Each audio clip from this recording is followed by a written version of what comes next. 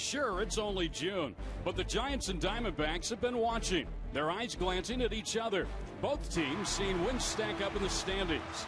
The Giants trying to fight their way through injuries and recapture the magic that brought them a world championship. The Diamondbacks, a team resembling their manager, gritty, feisty, winners. Sure, it's only June, but enjoy it, Arizona. The battle for first place begins tonight. Giants, Diamondbacks, next on Fox Sports Arizona.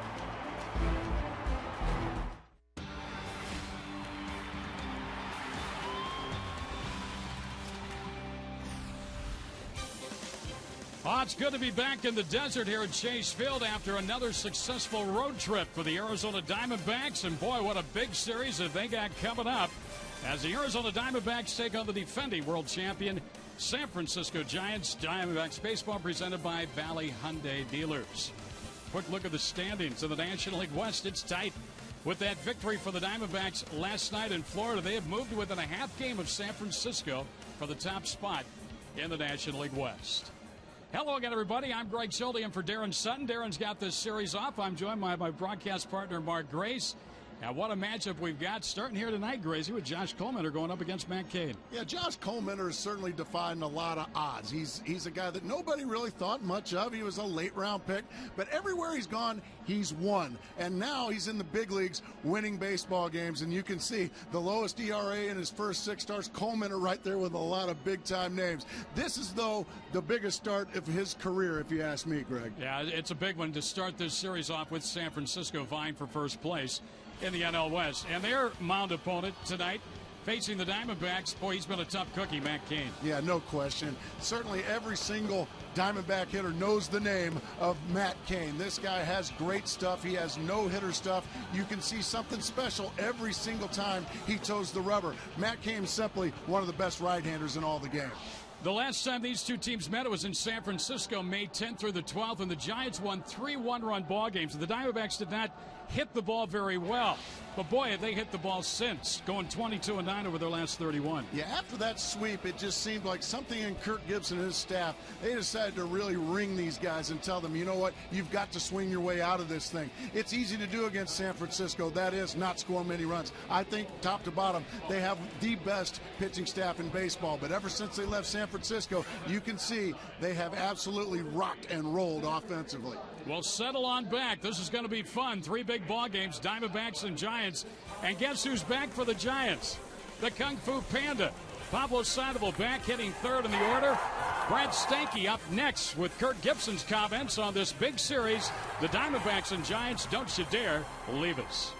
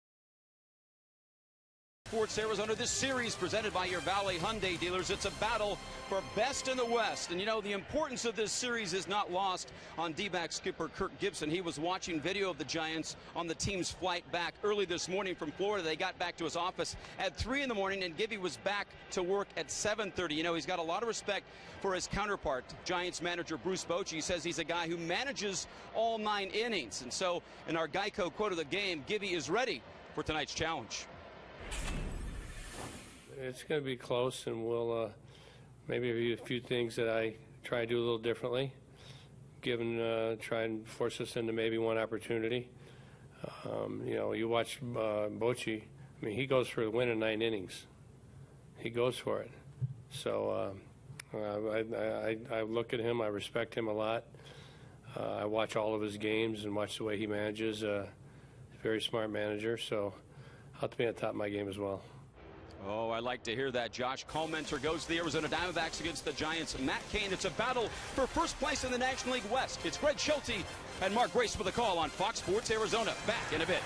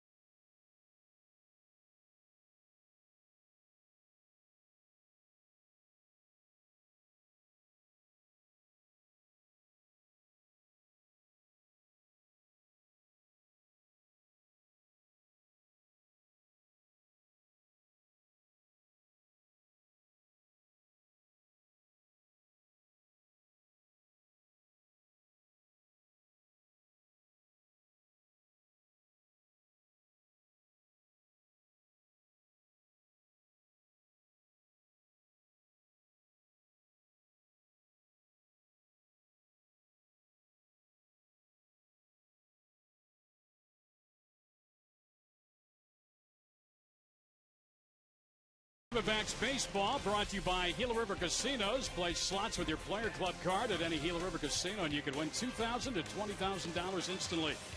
Buy Jack in the Box right now. Get the new Bourbon Barbecue Steak Grilled Sandwich at participating restaurants. And by Southwest Airlines, new Rapid Rewards, unlimited reward seats, and no blackout dates.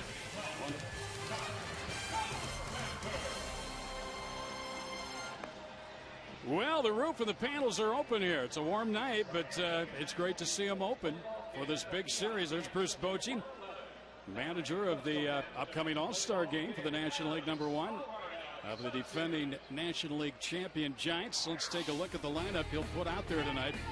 Torres, Burris, and Sandoval. Sandoval, the big name in there, back off the DL with Hunt batting cleanup. Scherholtz, Ross, the youngster Crawford, Whiteside catching, and Matt Cain on the mound doing the pitching. So here we go. You ready? I'm ready. Good to have you. So am I. I am excited about this series. I think everyone is. See where the Diamondbacks are right now. First pitch high, and we're underway here at Chase Field. Nothing like a battle for first place in mid-June. It's been a while since we could say that, Greg, and it's kind of nice to say. Absolutely. That's what you play for. That is high. Ball 2. Vic Carapazza is our home plate umpire here tonight. Torres, Burris, and Sandoval, 3 switch hitters right off the bat for the Giants. That's a strike, 2-1. It's very important in a big series like this that Josh Coleman set a tone, have a nice smooth first inning. And a line drive into right field that'll sink in front of Upton for a base hit. The Torres is on to start the ball game for San Francisco.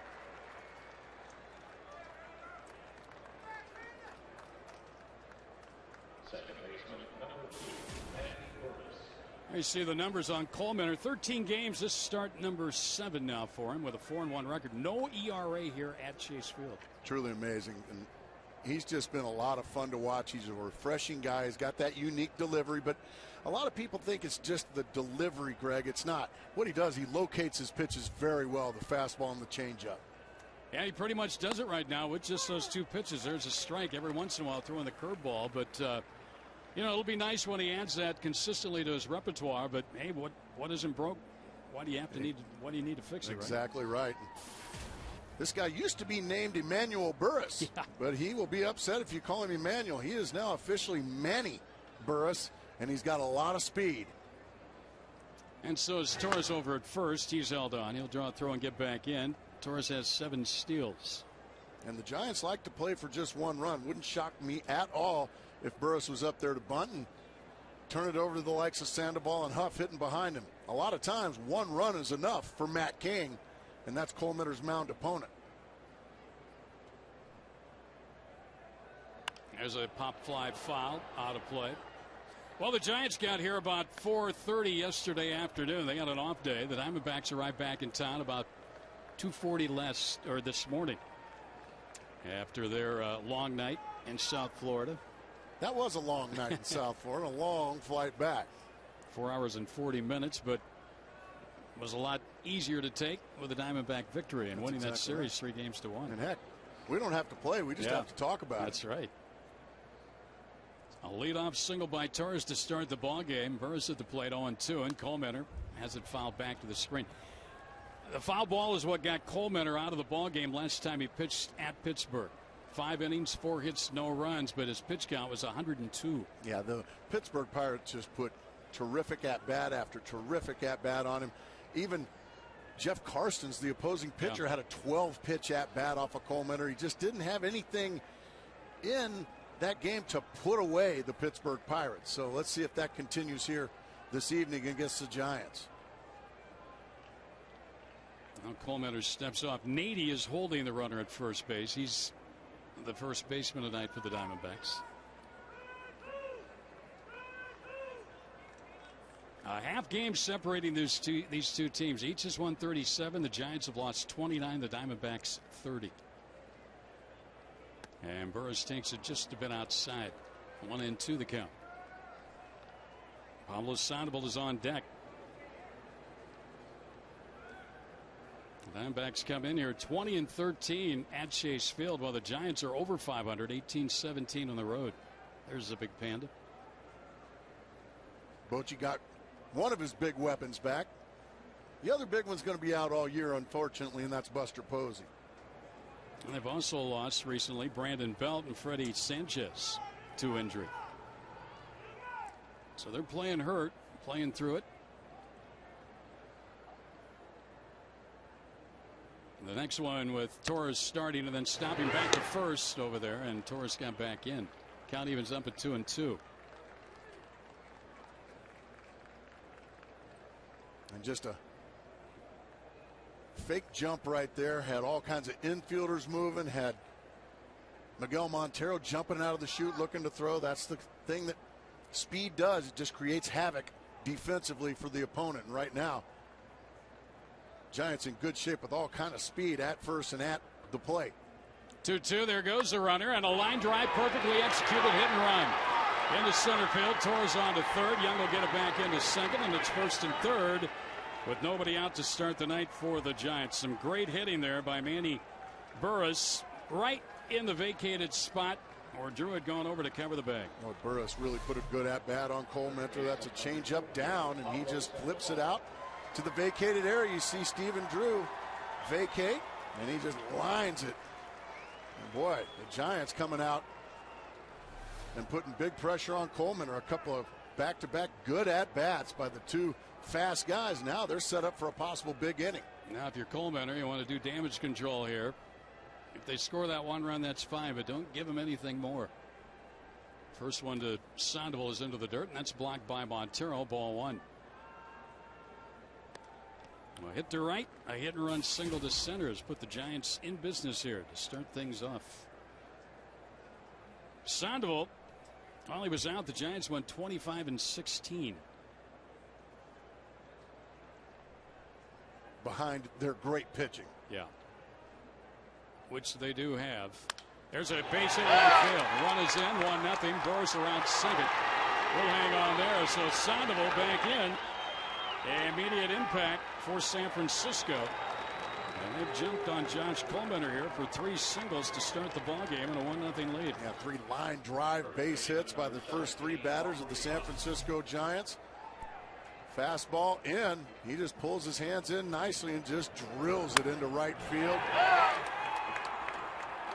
And boy, a lot of San Francisco fans are happy to see the Panda back. And matter of fact, there's one right down there, the first baseline. Well, that's got to make you feel good. You sit out all that time, and the second pitch you see, you whack it into right field for an RBI base hit. Well, Sandoval and Huff have made a living off Diamondback pitching in their career, and Huff's at the plate now. Sandoval 361 against the Diamondbacks. Huff 370. And the change is high upstairs. Ball one, 1-0. So back-to-back hits off Coleman here to start the night. And the Giants jump on the board quickly. As you said, now Coleman are going to have to find a way to get to plan B. Plan A has got to run across the board, and first and second, nobody out. Double play ball would be nice right about now. And Huff hits one on the ground to Nady. He's got it. Goes to second for one, back to first. Not in time there. As Huff beat the throw back, but they get Sandoval with Burris taking third. Nice backhanded pick by Nady. He gets the firm ground ball and a perfect strike to Stephen Drew, and the relay is there. And Huff just beat it. And the foot's there. And that's a good call over there by Dana DeMuth, the first base umpire. Huff busting it down the line. And now Nate Scherholz, left-handed hitting right fielder.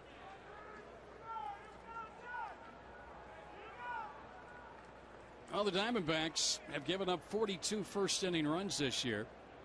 While on the flip side, the Giants pitchers have only allowed 16.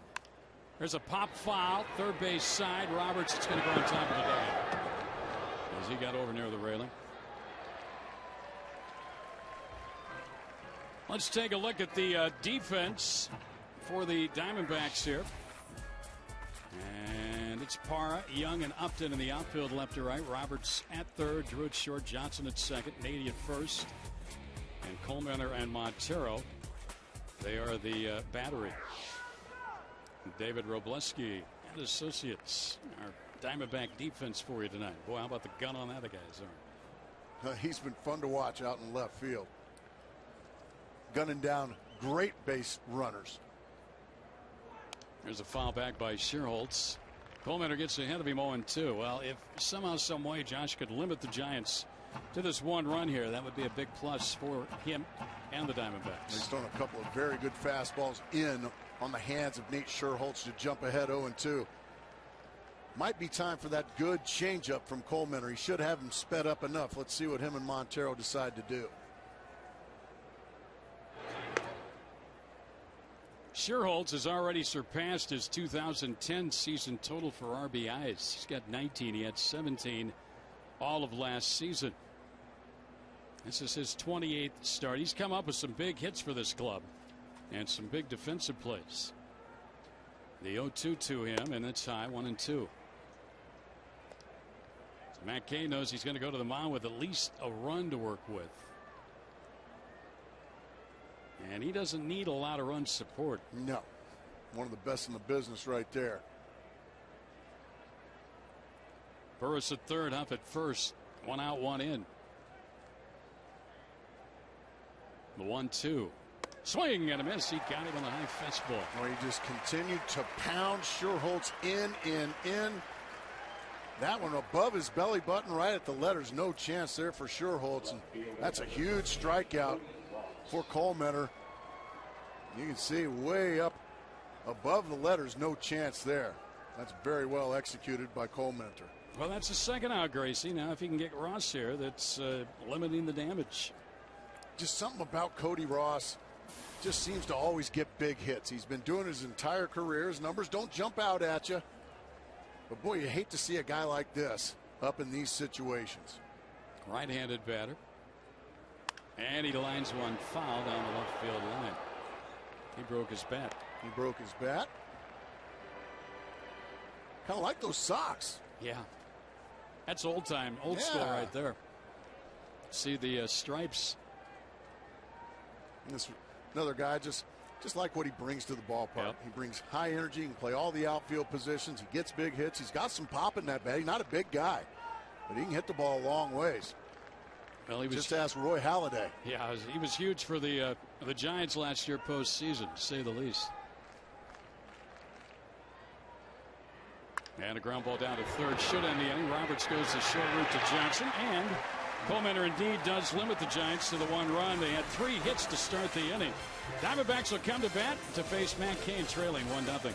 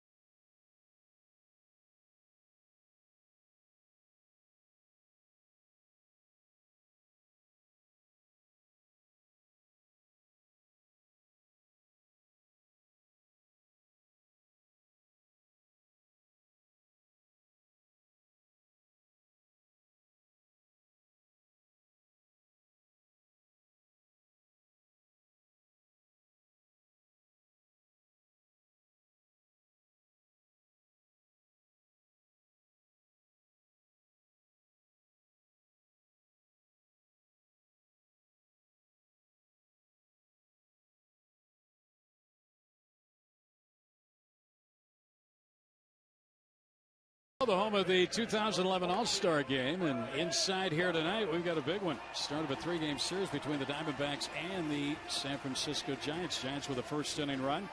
Time for the Southwest lineup put out there by Kirk Gibson, Roberts, Johnson, and Upton. Drew again in the cleanup spot.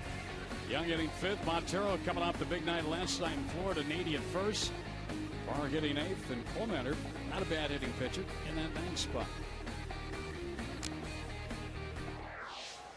Ryan Roberts led off last night's ball game with a walk and scored in a 4-run first inning. Had 2 hits, 2 walks in the game last night. Facing Matt Cain here. And it's a strike on the inside corner from Cain. Cain went to 88 miles an hour on that fastball. He could go to the mid-90s. And as our friends with the Tapman t-shirts.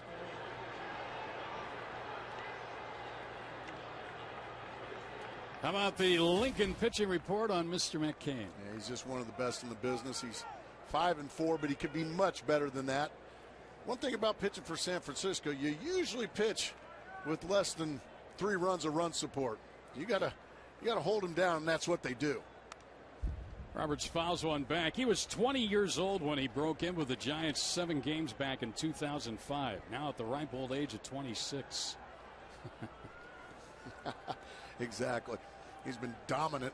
Well, what a postseason this guy had, too. You talk about Cody Ross offensively. This guy, Cain, was dominant. That's into center field. Should be easy for Torres, who comes in. And takes care of it. 1 away. Let's take a look at the Giants' defense tonight. It's Ross in left, the Torres in center, and Sherholtz around in right. Infield third to first, starting at third with Sandoval, Crawford, Burris, and Huff, and catching. Whiteside, Kane pitching. There's the Kung Fu Panda.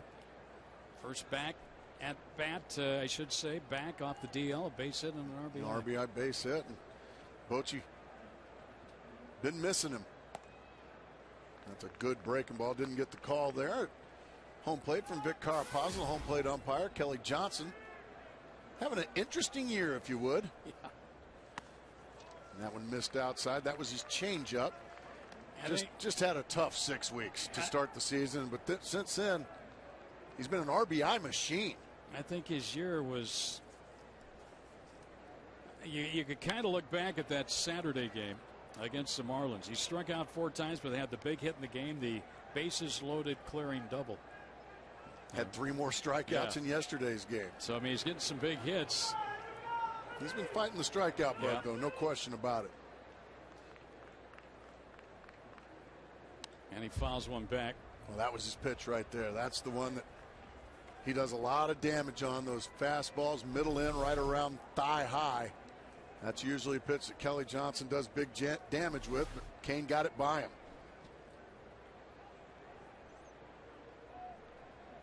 Roberts is flied out to start the inning.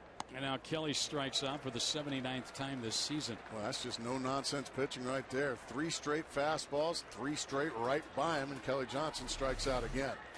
I mean, that's just right there to hit and right by him.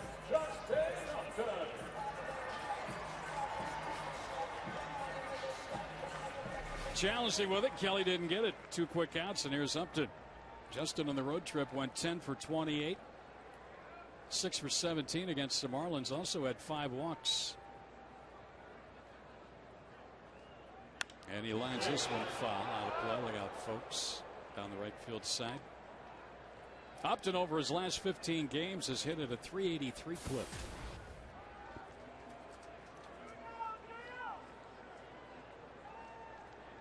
Justin's had much better success here at Chase Field than he has on the road. He fouls this one. And here's an indicator of what has happened.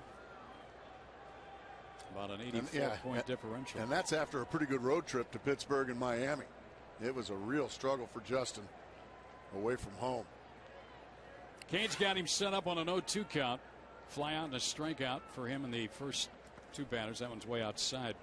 Diamondbacks coming off their last 3 games in Florida, where they scored 26 runs on 34 hits, drew 24 walks, and had 16 extra base hits. So the bats are alive and well, but facing a much different pitching staff here with San Francisco.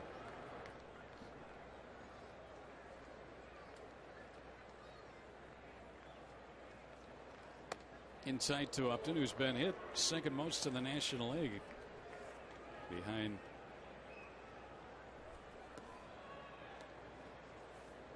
the youngster out of Washington. Espinosa. 12 times, Upton 9, and Prince Fielder with 8. Outside, Upton's taking the count full now, 3-2 with 2 men out here. He jumped ahead of Justin Upton 0-2. Now he's missed with 3 straight.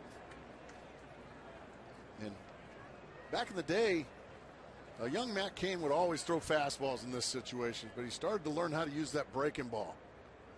Upton. The fastball right by him. 2 strikeouts in the inning for Kane, and 1, 2, 3 go the Diamondbacks, and after 1, Giants on top 1-0.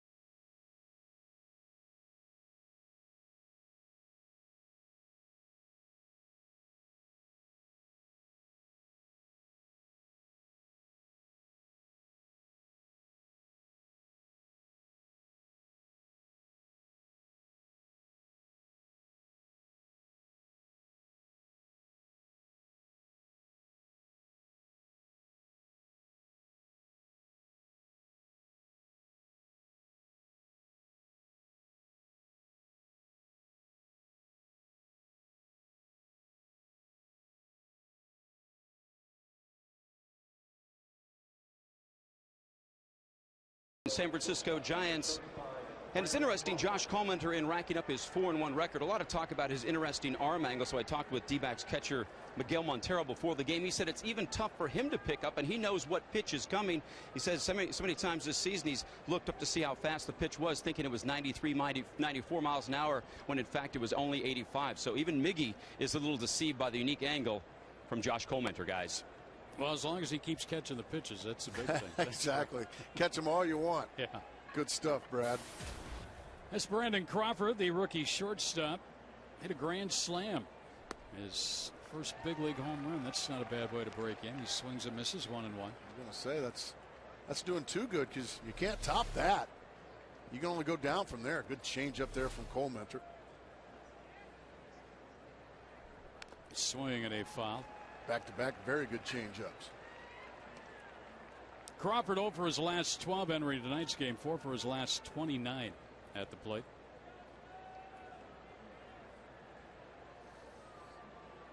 Giants leading the season series with the D-backs. 5 wins to only 1 for Arizona, and they're leading tonight here 1-0. Little flare towards short. Roberts, the third baseman, cuts in front of Drew and makes the catch 1 out. Well, that was a clinic right there by Collmenter. A couple of change-ups to get ahead, and then just ate him up with a fastball in on his hands. Here's Eli Whiteside. Well, no Buster Posey. You know the story. Out for the season. Fractured lower left leg. Has had surgery to repair torn ligaments. 2 screws inserted. Just feel awful about that. So Eli Whiteside doing the catching, and he hits well against the Diamondbacks in his career. Here's the injury. We flash back.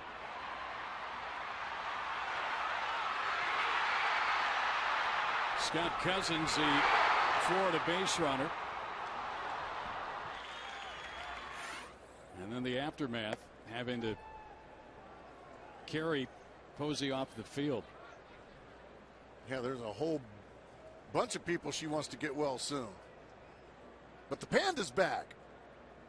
Yeah, is he ever? There's a line drive to center. Young is back, and he's got it. Whiteside's retired. 2 quick outs here for Collmenter in this second inning. And that'll bring up Matt Cain. Well, you don't replace a guy like Buster Posey. No, you don't. And it'll be he'll be missed all year long. He's a terrific player. He's a terrific young man. And you feel bad for him, but he was doing his job blocking the plate, and Cousins was doing his job trying to score the go-ahead run in extra innings. It's just a hard-nosed, good, clean baseball play. We've seen it time and time again throughout Major League history. Collisions at the plate. Oh, man. I remember one time trying to do that to Lance Parrish, and I was the one. Yeah, you wouldn't win that crying back to the dugout. He was a big man. Mike Scioscia used to bury you at the plate. Yeah. Bruce Bochy was a guy. Huge man that would try and hurt you if you came in there like that. Quickly 1-2 on Cain from Collmenter. And he struck him out. Second strikeout for Josh. And a much easier second inning than first. 1-0 Giants after 1.5.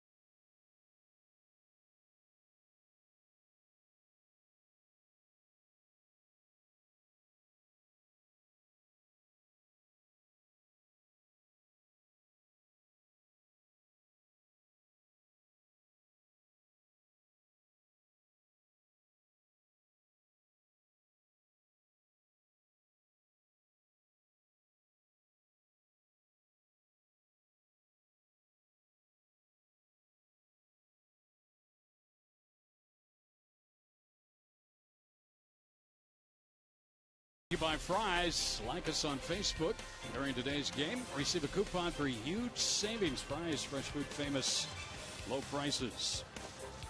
Darren's got the 3 off here. He'll be back on Friday when the Diamondbacks start interleague play back up with the White Sox coming in. Along with Mark Grace, I'm Greg Schulte. 1-0 Giants. We go to the bottom of the second. Well, you know what, Gracie? We need tacos, right? Well, I got some today. Diamondbacks doubled that 6-run output yesterday, so I went right up the street and got me some tacos today. Anytime the Diamondbacks score 6 runs or more, Taco Bell gives away 3 free tacos with the purchase of a large drink between 4 and 6 p.m. the following day at participating locations. Now here's one guy who's had a lot of success against Matt Cain, Stephen Drew. Having himself a very good year, Stephen Drew. And he hits one sharply, but right at the second baseman. And the first, Drew has 3 career home runs against Cain, but Cain gets him here. He's retired the first 4 to start the night. And now Chris Young. That's the thing. When Matt Cain wins, he dominates. In his 5 wins, he's got a 1.26 ERA. In his 4 losses, a 6.75 ERA. Well, it's something about a Diamondback uniform he likes. Oh. And it doesn't matter who's in that uniform. Young takes one outside, and I know you played against pitchers and you played against hitters, Gracie, during your career, where it's like you go into a certain ballpark or you play a certain team and light bulb comes on. Oh yeah, I hit these guys real well. There's already ball to short. Backhanded by Crawford. A strong throw to first. 2 quick outs here. And Cain's been that way with the Diamondbacks over his career. Yeah, just there's certain mounds that you like. There's certain ballparks that you like. And it goes the opposite way too. There's places that, boy, I just didn't like the batter's box. I didn't like the hitting background. Montreal, my gosh, did I ever stink in Montreal. It's kind of a gloomy place to play. There weren't a lot of people there. Great town, yeah. Tough ballpark.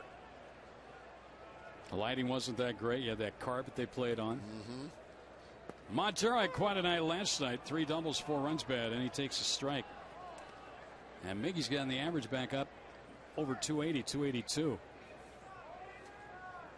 33 runs batted in now for the Diamondback catcher. And that will miss outside from Cain. A ball and a strike.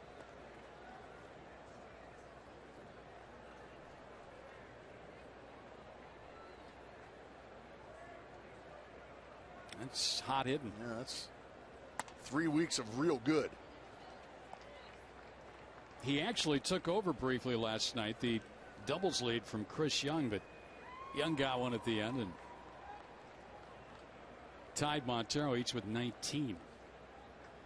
He went around, said he did, yeah. Couldn't hold it up. So instead of 3-1, it's 2-2. And he just got a little bit overexcited. He just knew, yeah, that's an easy call, Miguel. He's a little upset. He didn't think he went, but he did. Cain trying to go perfect through 2 here. And a nice backhanded standby huff to Cain at the bag, and the Diamondbacks are finished here in order in the second. 2 complete. Giants with a first inning run leading 1-0.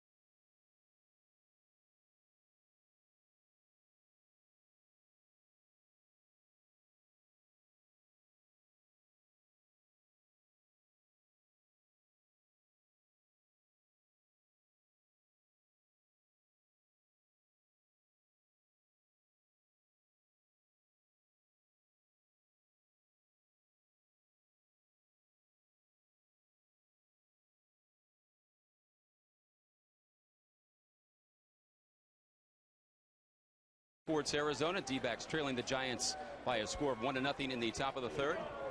Brett Stanky joined by D-backs first-round draft pick Trevor Bauer, taken third overall out of UCLA. He had a chance to come to the Valley today. He's going to spend a couple days here checking out the facilities. And Trevor, early on, your impressions here. Had a chance to go out to their Salt River fields and see what they had out there. You're excited to be a D-back pretty soon. Absolutely. The facilities are first class. I've seen a lot of spring training games when I just come down as a fan, and I've never seen anything quite like it. Facilities here at Chase Field are first class as well, and yeah, I couldn't be happier. You know, earlier tonight they showed on the big screen here all the draft day stuff, a comparison with you to Tim Lincecum, a guy that you modeled your delivery after, and they showed the Warham stuff. What was that like to see that here at the ballpark where you hope to be playing very soon? It was pretty cool. Just that they acknowledge the draft and the people they took in the draft and stuff like that. It's pretty cool. Great job by the organization doing that. I thought it was a really classy move, and it was a pretty proud moment. Yeah, you're here with your family, your father Warren, your mom Kathy, and your sister Gracie. What's it like to share a moment like that and the draft itself with your family? Outstanding. They've been there for me throughout the whole experience, and raising me and take me to practices and lessons and all the stuff. So. I'm really happy they can be here with me and sharing the experience, and it's kind of more of a family experience, family time, because they've all had a huge part in my success. You've got such an electric delivery, a lot of different pitches, a lot of comparisons, obviously, to Tim Lincecum, who I mentioned earlier. You patterned your delivery after. Kind of describe what you're all about and what D-back fans can hopefully expect to see in the next little while. I do a lot of study on pitching and the ways to attack hitters and different grips on balls and different stuff like that. So I have a lot of different variations of pitches. I can make the ball move a lot of different ways. But I think if I had to characterize myself as a pitcher, I'm an aggressive pitcher. I throw the ball in the zone. I attack hitters, and I really try to get at bats over within 4 pitches. They're either on or out in 4 pitches, and the game's going to move along, and I'm going to go out there and attack hitters and really be aggressive on the mound. So. That's what they can look forward to. Runner advanced to second on the fielder's choice right there. It's interesting. We talked to you earlier, and people asked you how soon you'd like to be up here, and you said you'd like to be up here next season. Yeah, definitely. I'd like to, but it's not my decision. It's the organization's decision, and it all depends on how I perform in the minor leagues and spring training and stuff like that. So, that's my goal, and that's something that I'm going to really dedicate to myself in the off season, and we'll see where it goes. Talking to guys like Kevin Towers and Jerry DePoto, they certainly love your arm, but I think what most scouts really enjoyed was your mind. You think this game through. A lot of people compare you to a Greg Maddux kind of a guy. Where did that come from? Because you really study the game. It really started with my dad and him teaching me that if I wanted lessons, if I wanted to go to practice, if he was going to pay for travel team and stuff like that, I needed to go out there and do the work to really improve, to make the money worth something. And so I've always had this sense of, what can I do to get better, and how can I go out there and improve so I can keep playing and doing that stuff. So as I got into higher levels and through high school and through college, I was searching for new stuff and ways to improve and stuff like that. So it's just been a kind of a lifelong thirst for knowledge and ways to improve and new little tricks that I can pick up and stuff like that. Yeah, your training regimen is really unique. You're a guy that can kind of play long toss, foul pole to foul pole. Is that correct? Yeah, there's been times where I've been out that far. Those are the days that I'm feeling really good. And so, I enjoy throwing the ball far, and it really helps me kind of link up my mechanics for on the mound. In order to throw that ball, throw the ball that far, your mechanics really have to be in sync with each other, and it has to work at a very high efficiency. So I figure if I can do it out there, I can translate it to the mound and really be in tune from the first pitch. You're a guy with unique mechanics. Josh Colemanter, the same kind of thing. What have you seen from this angle, which is perfect for you? A very unique delivery angle.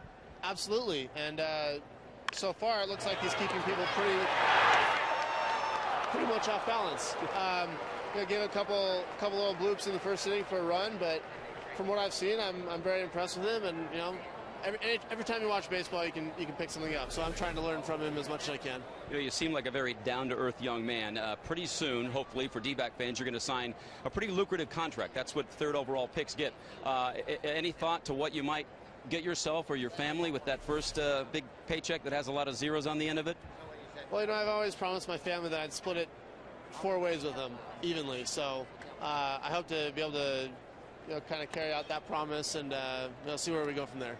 Trevor, best of luck. Thanks for stopping by. You've got a bright future ahead of you. Guys, we'll send it back to you, a young man that certainly has his head on very straight. All right, thank you, Brad. Yeah, very mature young man, and can't wait to see him pitching for the Diamondbacks down the road. Trevor Bauer. Andres Torres at second with 2 down here, and a pitch down low to Aubrey Hupp, 2-0. We had a leadoff or walk to Torres, and the sacrifice bunt by Burris. Sandoval, a liner to Kelly Johnson, and the play at second, trying to double up Torres just a little bit late. So Hupp now rolled out to Nady, and a fielder's choice his first time up there, sitting on a 2-0 count. Giants already up 1-0. Drop that one in there, 2-1. Well, when you can do that on 2-0, drop a changeup right on the button, that's frustrating for a hitter. You're looking fastball and you just don't get it, and it's just perfectly placed at the knees on the outside corner. Good pitch. Warm night here. You can see the perspiration on Colemeter. High and tight, 3-1. Not like last night, though, in Florida. Oh, my.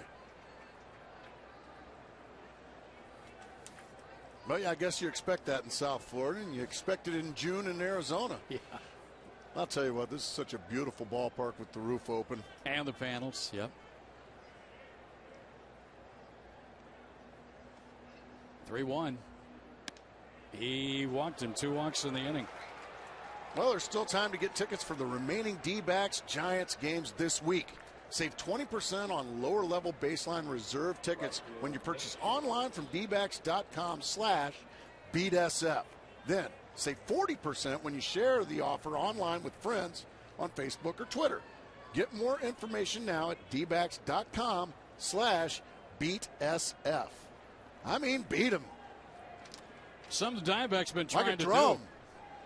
They're trailing tonight. Now Scherholtz up with 2 on and 2 out. Fastball busted him in, missed inside, ball 1. Coleman really trying to crowd these left-handed hitters with fastballs, but he's crowding them a little too much. He ended up walking Huff, which I think really was a pitch around there because he had an easy time striking out Scherholtz his first time up. So Scherholtz over 300 on the season with runners in scoring position. And he drops one in there. He's had a pretty good changeup tonight as Coleman. 2 walks, a little unusual for him. Both have come in this inning. But again, only 1 run scored. That was in the first inning thus far.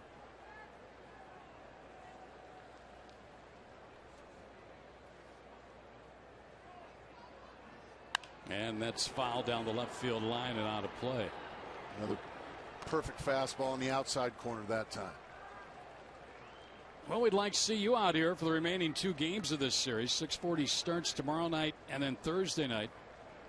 And then to keep this attractive homestand going, the White Sox are in. Ozzie Guillen and company. Always exciting. Beginning on Friday, yeah. When the Blizzard of Oz comes to town. They're playing much better baseball, too. Former Diamondback Carlos Quentin having a great year. High and tight. You got a few former Diamondbacks. Yeah. Adam Dunn, Edwin Jackson, of course, Valley product, and having a great year, Paul Konerko. So that's over the weekend. And then after this homestand, only 3 more games to seed the Diamondbacks in action here at Chase Field before the All-Star break with Cleveland. Everything else is on the road, 16-19. So come on out to the ballpark. 2-2 to Scherholtz, and he strikes out for the second time.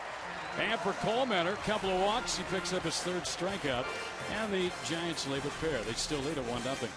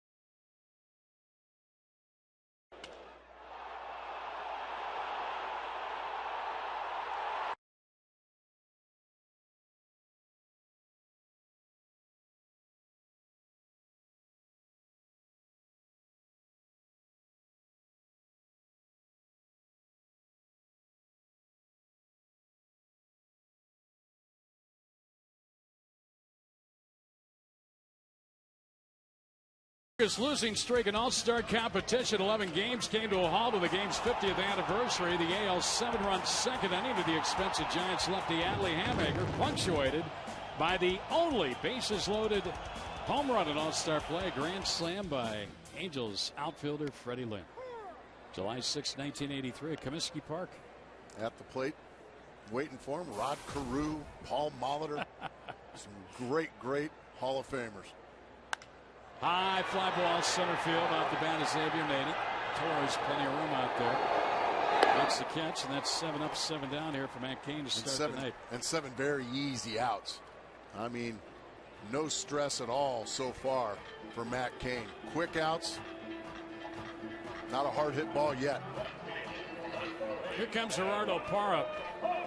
Boy, you know, you come back here to Chase Field, and after you go to these other ballparks, and Pittsburgh and Florida, their press box level, Pittsburgh, along with Washington, the worst in all of baseball because you're so high, but you really appreciate your close proximity to the ball field here in the press box at Chase.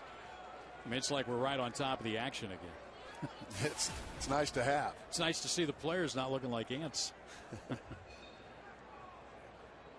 There's a line drive, and that's a base hit for Parra in the right center. The first Diamondback hit of the night. Gerardo's had a pretty steady year. He really has. It hasn't been spectacular, but it's been consistent. He's been right around the 265 to 280 mark pretty much all year long, and he gets a breaking ball there, catches it just off the end of the bat, but gets it over the head of Manny Burris, and that's the first Diamondback base hit of the evening. Only 12 extra base hits for one of the corner outfielders, and he gets most time in left field. Coleman up there, most likely bunting, and Sandoval is breathing down his neck. And the first one is inside on him, ball 1. Yeah, you want to bunt this ball to the first baseman or pull it back and just swat it right by Pablo Sandoval, who's, I mean, he is right in the belt buckle of Josh Coleman. But if you're bunting, you want to bunt this to first base. Oh, trust me, folks, he's going to get a lot closer than that. Coleman's had 2 hits. He has not had a sacrifice bunt to this point.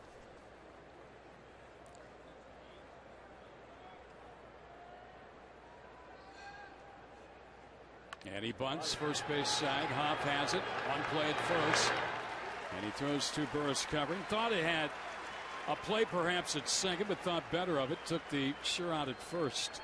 And that's the right play there for Aubrey Huff. Parra runs well. If they're giving you an out in that situation, take it. Now it takes a base hit. You can see how close Sandoval was, so you just make the play at first base. Brian Roberts bats for the second time in this ball game. He flied out to center in the first inning.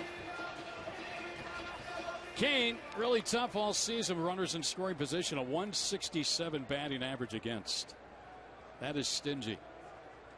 That's why he's so good. Ryan Roberts has been as good as anybody in these situations with runners in scoring position. He fouls one. Ryan with 28 runs batted in. Career high in home runs with 10.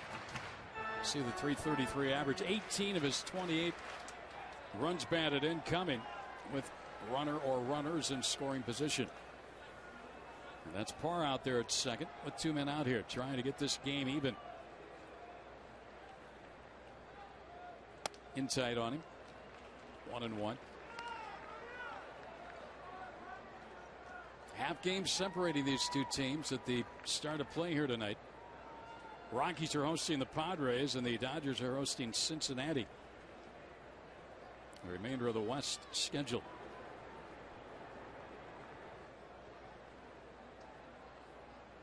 Outside National League West schedule. I want it to remain that way. Indubitably. Yeah, I've never been an American League guy. Well, I'd like to see Kirk Gibson have to continue to manage. American League managers don't have to. Oh, boy. Roberts got a hanging slider there. He got the pitch he wanted and fouled it back. That's one you hate to give back to Matt Cain. course, what we're talking about is the recent talk of realignment. And the Diamondbacks have been mentioned along with the Houston Astros as a couple of possible teams going to the American League. What do you think? Who would you like to see? The Diamondbacks? Would you like to see the Diamondbacks in the American League? Greg and I say no. Towering fly ball to center, but that should be easy for Torres. Still going back. And right in front of the warning track, hauls it in, retire Roberts. And in the inning, no runs, a hit. First base runner left for the Diamondbacks. After 3, they trail at 1-0.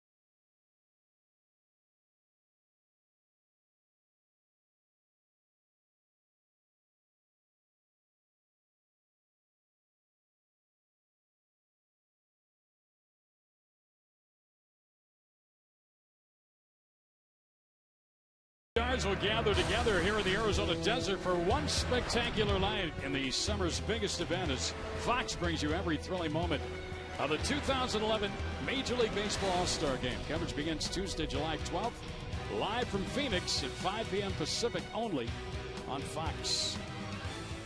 Can't wait. A little less than a month away. Going to be a lot of fun. Well, here we go into the top of the 4th inning. First inning run for the Giants and a 1-0 lead. That ball's hammered. Way back by Cody Ross. Young looks up, and this ball is off the wall. Parr will get it, and Ross will have to hold it, sink it with a double. Ross jumped on the first one from Coleman and narrowly missed getting one out of here. Now, the whole National League knows that Cody Ross loves to hit fastballs, and he just loved to hit that fastball in the middle of the plate from Josh Coleman. Most places that's a long ball, but instead it's just a long double.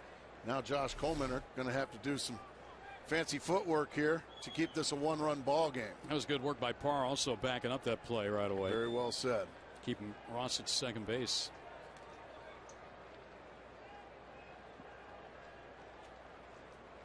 Brandon Crawford popped to third his first time. Roberts caught it in front of Drew. And it's a strike call.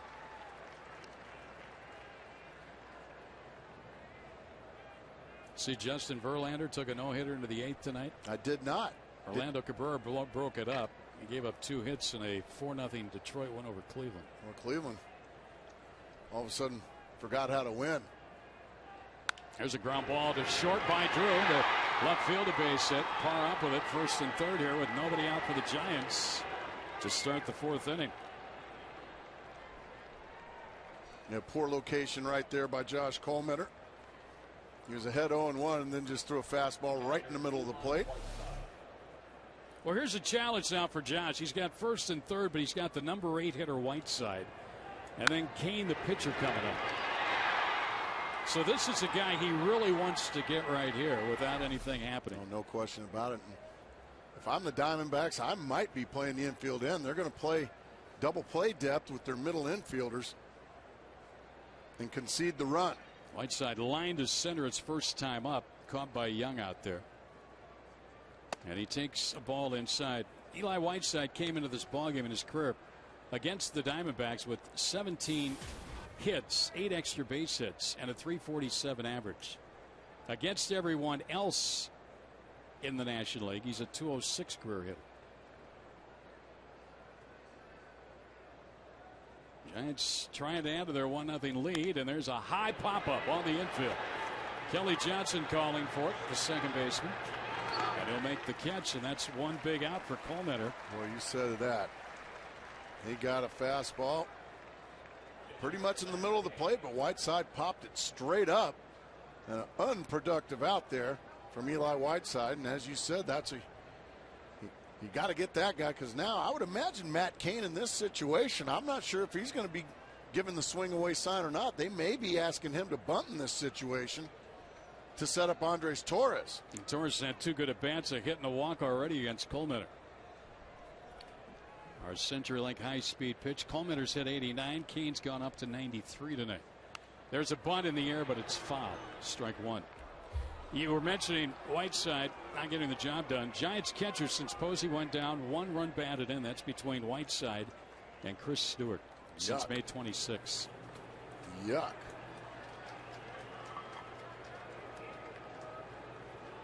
So Cain up there showed bunt on the first pitch. First and third, 1 out here. Cain has 2 sacrifice bunts in 2011. The pitch, and he bunts. That is a foul ball, and that is strike 2. Well, Colemeter's jumped ahead of him.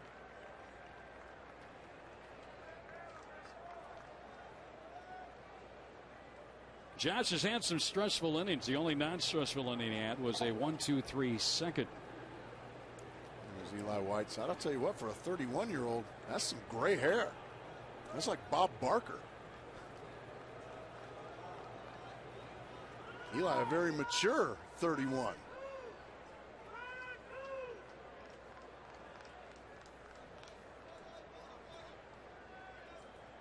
Oh, 2 the count. Colemeter has struck out 3 already. And there's a bunt. Colemeter boots it. They get the out at first base. A run comes in to score. And the Giants take a 2-0 lead. Well, with 2 outs, you put the ball in play and you put the pressure. That was a safety squeeze there in that situation. You just leave it up to the third base runner to make a choice. Trying to see where Xavier Nady is. He's nowhere in the picture. Yeah, there he is. And you can see Ross was coming. They ended up getting the out, but what a good bunt and a good play. Colemeter, fortunately, after it got by him, Nady, Johnny on the spot to get the out, but the Giants get a big run right there with the pitcher up in an 0-2 sacrifice and a safety squeeze there, and it's successful. Good stuff. So a 1-3-4 put out at first on the sacrifice bunt, which nets Cain an RBI. And 2-0 Giants lead it with another runner now in scoring position for Torres, who's got a hit and a walk tonight, and he takes a strike. So Cain gets an insurance run here. And again, he doesn't need a lot to work with. But now it's a 2-0 ball game.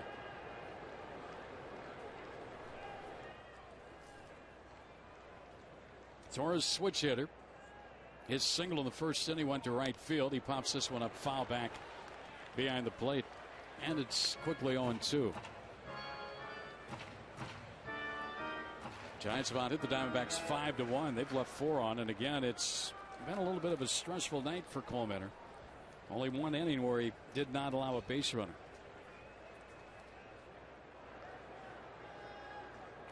Crawford's at second here with 2 down. And the 0-2 is a swing and a miss. He struck him out. But the Giants had a run. And they'll leave a man, and we'll go to the bottom of the 4th. It's now 2-0 San Francisco.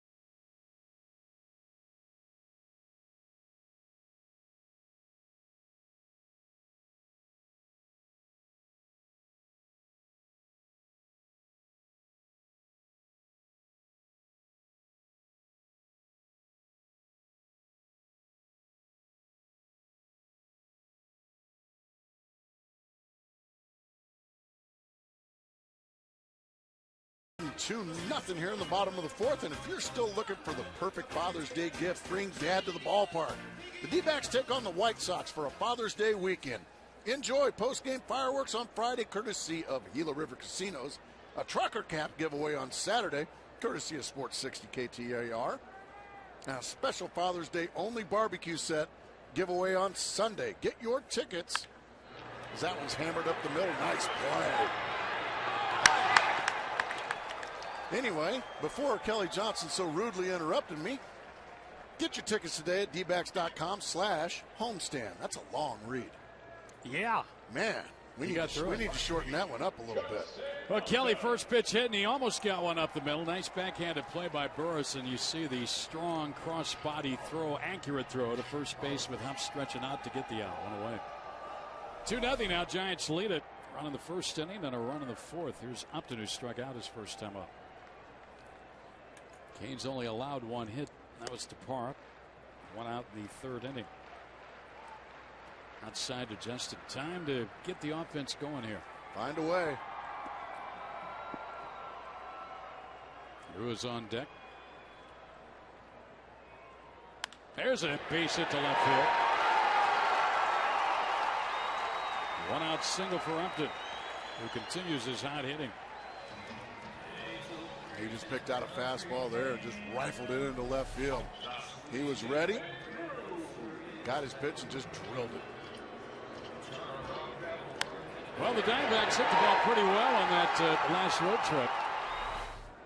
Upton had a hot bat. Here's another guy who had a hot bat, Stephen Drew. Drew got his average into the 290s with a successful road trip. You see the numbers right there. Look at those averages. That's hitting the baseball. That's hitting the baseball. It's easy to see why they're sitting 7 games over 500 now.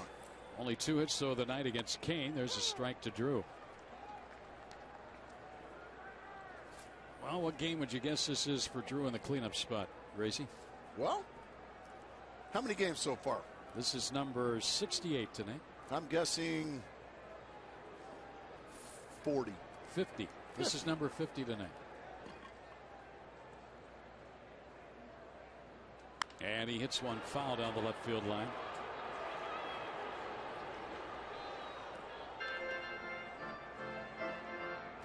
Well, every time a Diamondback player hits a home run this season, Fulton Homes will donate $150 to the Central Arizona Mountain Rescue Association. Now's about as good time as any for one of those. I agree. Drew's hit 3 in his career against his pitcher, Matt Cain. He's got work to do here, sitting in an 0-2 hole. Upton just singled with 1 out. Upton takes off. The pitch is outside. Whiteside throw is not good. Upton will steal his 12th base of the season. For the Diamondbacks, they're 56 as a team. Not a great jump there from Justin Upton, but the throw from Whiteside was to the shortstop side. And because of that, Justin was able to slide around the tag of Brandon Crawford. Well, even in a deficit, Kirk Gibson will remain aggressive. Early enough in the ballgame here, boy, Upton's hand almost came off the bag there as he went to reach for it, sliding by. And Crawford kept the tag at hand. Swing and a miss by Drew. Boy, what a slider. Just ate up Stephen Drew with that one. Third strikeout, first since the first inning for Kane, but a big one. Netting the second out of the inning. And there's Young, who grounded to short, hit the ball sharply, but out his first time up. The Diamondbacks last night had 21 at-bats with runners in scoring position in Florida. In fact, they were 6 for 11 in the first and third innings in that game. Not so fortunate here tonight. This only the second man in scoring position in the game. Swing and a miss by Young, strike 1. Conversely, the Giants have had 9 at-bats tonight with runners in scoring position. 9. 2 hits. That's a lot of at-bats with runners in scoring position through 4 innings. Well, let's see if Young can get Upton home here with the Diamondbacks' first run of the night and cut into this Diamondback deficit. 0-1 from Kane. Strike outside. My goodness, what a pitch. What are you going to do with that? A perfect slider backed by a perfect fastball. Boy. Nothing you can do right there if you're Chris Young. Tip your cap and hope he makes a mistake here. Getting ahead of hitters and throwing strike one, always so important. Kane does a lot of that. Young laid off. 1-2. Montero's next if Young can continue the inning.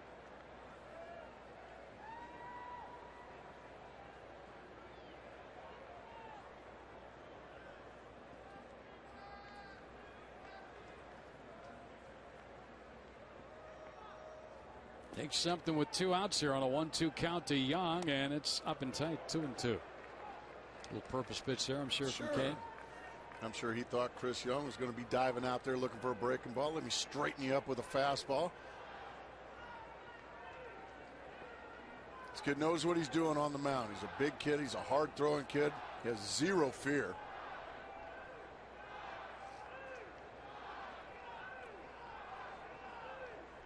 Young pulls one foul past third base. Yeah, Kane left one in the middle of the zone there, but just a little too quick that time was Chris Young.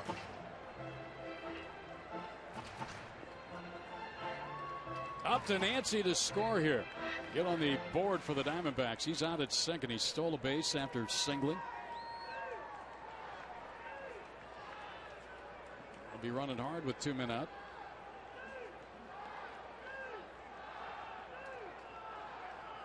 And Young, another foul ball. Dribbles toward the on-deck circle. One of the few changeups we've seen from Kane tonight. It was a good one. He normally has a pretty good change. 4-pitch guy.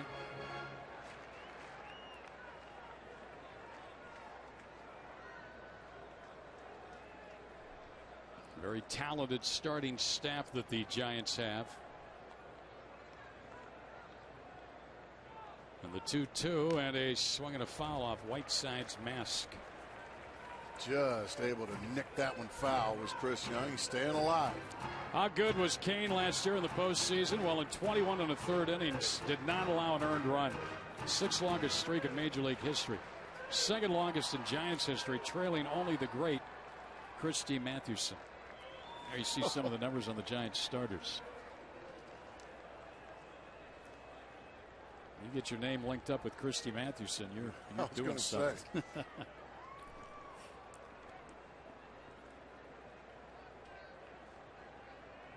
2-2 with Upton at second, 2 outs. Young takes one into the dirt. Chris has put a heck of a bat here against Kane after falling behind. Now he's hoping to complete it. Whiteside will visit with Kane here. Yeah, no time for guesswork here. Okay, we got a base open. What do you want to do here, Matt? Do you want to go with something off speed? Chris Young, a very good fastball hitter. We know that. But right now you got a pretty hot hitter in Miguel Montero on deck, and he's a left-handed hitter. I would imagine this is the guy they want to get, and that is Chris Young. So CY will step back in there on a way to 3-2 pitch coming. This will be the 9th pitch of the at-bat. Kane against Young. Tying run to the plate here on the 4th inning. 2 men out. And he walked him, ball 4. Dropped down sidearm on that, and Young saw it and recognized him, had a good at-bat. Hey, what is Kachinko? We'll find out and learn how you can play right here at Chase Field by going to the interactive kiosk near 6 and 111 during Arizona Diamondbacks regular season home games. All right, here's Montero, and as Gracie said, he's been swinging a hot bat. Robbed of a hit on a nice play by Huff at first base in the 2nd inning. Coming off that 3-double, 4 RBI game in the series finale at Florida last night. First walk, by the way, for Matt Cain. And for the first time tonight, he's got a bit of a stressful inning. Montero now trying to do some 2-out damage. And he corks one right field, but Sherholtz is there for the out. Man, you could not hit it any harder than what Montero did. And Sherholtz was able to glove it. And the Diamondbacks turned away. They'll leave a pair still trailing 2-0.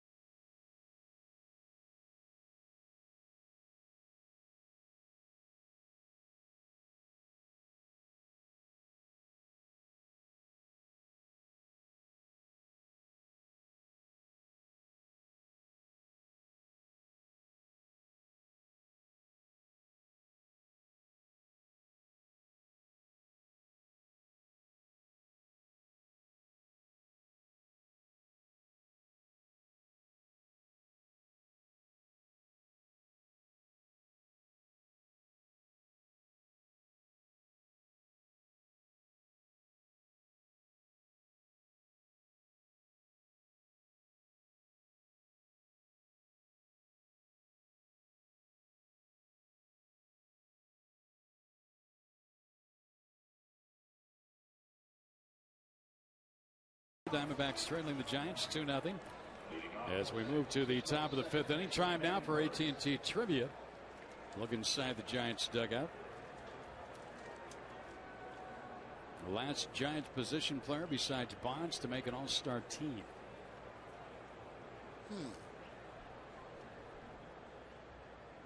Jeff Kent, strike one here to besides Bonds. Manny Burris. Oh, that was wrong. Burris has a perfectly executed hit and run single on a sacrifice bunt tonight.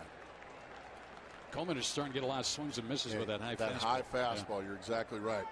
He's starting to locate it right where he wants. 5 hits off Coleman, 2 runs through 4 innings. And he's going to have to put the brakes on these Giants right now and at least get a couple more shutout innings.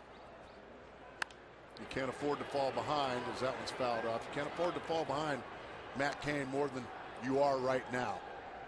We've got one of the best closers in the game as well, out in Brian Wilson. 0-2 quickly here on Burris. Sandoval and Huff will follow. So a tough portion of the lineup to maneuver through here for Coleman in this 5th inning. Foul out of play. Boy, that bottom of the 4th ended on a screeching liner. Yeah, that was painful, wasn't it? By Montero right at Shearholtz. Yeah, that he blitzed that ball.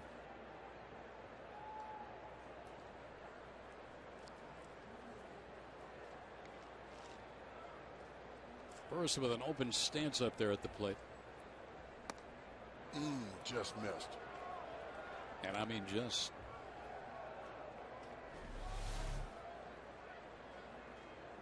It was off the plate.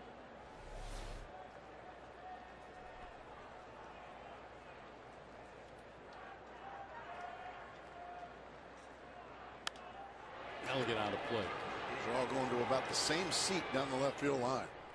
Tomorrow night here, left-hander Joe Saunders against lefty Madison Bumgarner, and then in the finale on Thursday night, Ian Kennedy will be going for win number 8 against Ryan Vogelsong. Vogelsong's been something else this year. 4-1. So has Kennedy. Come on and watch tomorrow and Thursday as the battle for first place continues. Right now, the Giants with a half-game lead and a 2-0 lead here tonight. As we play in the 5th, Manny Burris. Didn't think Manny was that bad a guy. Yeah, Alcatraz behind him. Put him right in front of Alcatraz. 2-2 the count. I've never made that tour. Have you? I have, yeah. Did you like it? Godzo set one up a few years ago. Tony Clark, Orlando Hudson. We all went. We got a kind of a behind-the-scenes look. It was very, Did very you enjoy educated. Yeah. Yeah. I heard it's haunted, and that kind of keeps me away. I didn't see any ghosts, but the 2-2 and a ground ball to second. Johnson comes in fields, throws him out, one away. A really nice change up there. Well, the FanFest word of the game delivered by the UPS store is statement. Log on to FoxSportsArizona.com now for your chance to win 2 tickets to MLB's FanFest at the Phoenix Convention Center next month. We're giving away 3 pairs of tickets. They're in every D-backs telecast this month. Statement. Diamondbacks trying to make one in this series against the Giants beginning tonight here, but they're trailing 2-0. Pablo Sandoval back in the lineup for the first time in quite some time. He missed 41 games, but first time up tonight, drove in a run with an RBI single. Last time up, lined out to second. He's hit the ball hard twice. Back-to-back changeups, back-to-back balls. Now he's 2-0. There are players that hit the ball, and there are players who attack the ball. This guy attacks the baseball. Oh, man. It's very rarely that he hasn't swung 2 pitches into this. There you go. There's no way he can take 3 pitches in a row. He just can't do it. And I mean, you saw him attack right there. Yeah, it just attack mode.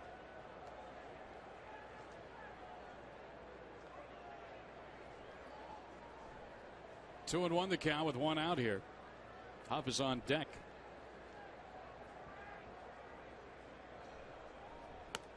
Strike strike. A late call by Vic Karpazek. Took a long look at it and said, yeah, I got the corner. Yeah, I think that was the old extension of the outside corner there. I think Coleman got a break, but he'll take it. And a foul back to the screen. That last graphic, we'll flip it up there again for you to see. Huff and Sandoval only trailing Manny Ramirez. Highest career batting average. Walker and Gonzalez also on that list. You have 3 left-handed hitters, a switch hitter, and of course Ramirez a right-hander. How about Larry Walker on there? Ooh.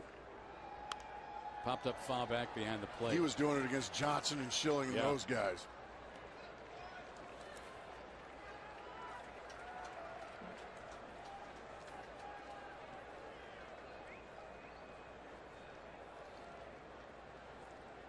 Coleman, his pitch count is at 76 on the night. 50 of those have been strikes. 51 at foul back. And again, tack mode for Kung Fu Panda. With just so many foul balls. Again here tonight off of Josh Coleman. And that will rise your pitch. That was one of the problems Randy Johnson had during his career. A lot of foul balls against him. And yeah, for a guy that struck out so many, is that curveball is now fouled up. Remember Joe McEwing? Oh, foul sure. pitch after pitch off after the unit. And the thing about Randy Johnson is he could easily go to 135 pitches. Yeah. That wasn't a problem. It's very rare you see anybody go to that high a pitch count anymore these days. Yeah, those days are few and far between. Maybe Laban Hernandez about the only guy anymore. That one bounces up there. Now the count's gone full to 3-2. So full count on Sandoval here with Huff waiting next. Giants already on top 2-0. A run in the first and a run in the fourth. RBIs by Sandoval, a single, and Matt Cain a sacrifice bunt.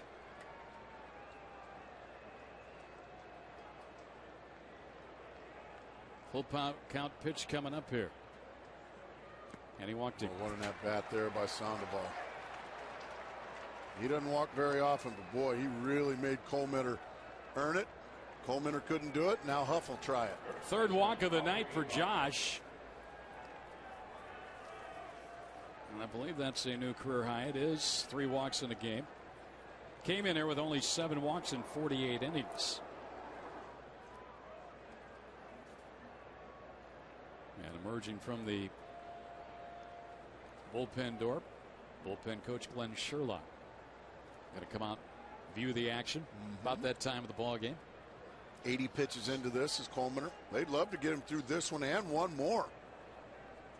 But once again, just a ton of foul balls, starting to really push that pitch count to tough times. Diamondbacks yesterday used 5 out of the pen. Mike Owings 2 1/3. They used Shaw, Patterson, Vasquez, and JJ finished it up with his 18th save in 20 opportunities. 1 ball, no strikes on Huff. That dropped in there, a beauty, 1-1.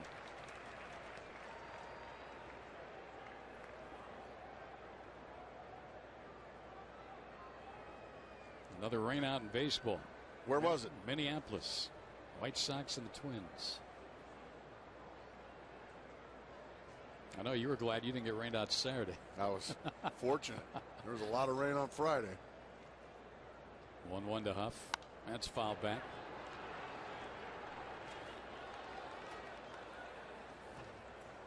One and 2 the count.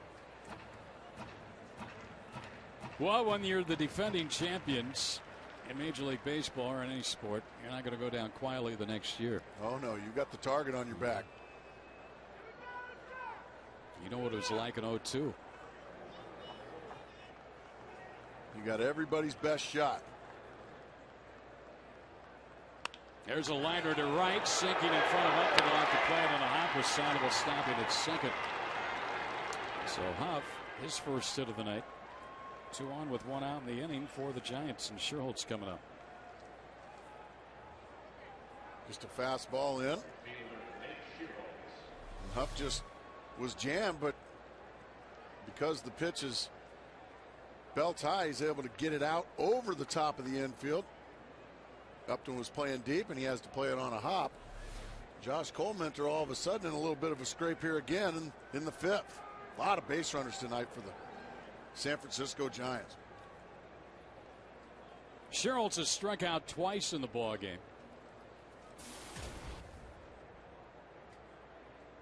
A left-handed batter.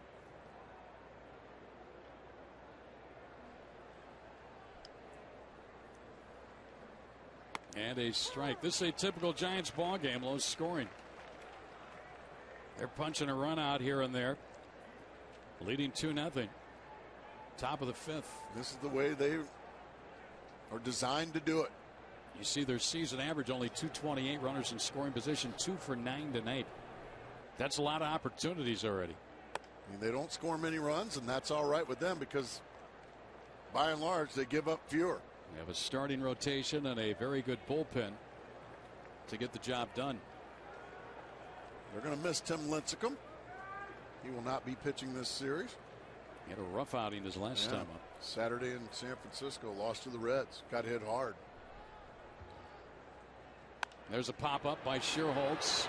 Roberts at third's going to have a play in foul ground near the dugout. He's got it. Schultz 0 for 3, and that's 2 outs here in the 5th inning. And now Cody Ross, dangerous hitter in this type situation. He doubled his last time up. There's Lincecum, still got that smile on his face. Got that flowing mane like Black Beauty. Boy, you know, you watch his delivery and then you watch Trevor Bauer, and when they put the side-by-side up, it's amazing. Yeah, you can tell who Trevor Bauer's been following. Yeah. And that highlight package we saw of Bauer, he was pretty nasty. Ross has driven in 19 on the year. Coleman desperately has to get through this inning unscathed. Starts him up and high, in tight.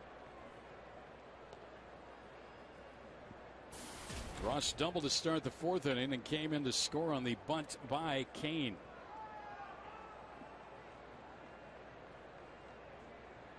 Soundable at second, Huff at first here. 2 men out. The 1-0 is driven to left. Parr back, and it's over his head up against the wall. And it's going to score a couple. Ross has done it again. It's 4-0 San Francisco.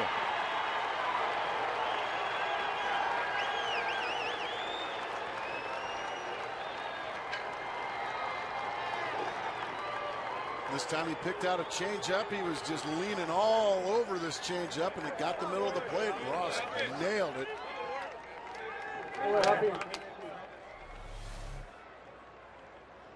Changeup stays in the middle. Oh boy, that thing was thigh high, and Ross smokes it, and he beats Parr on the fly.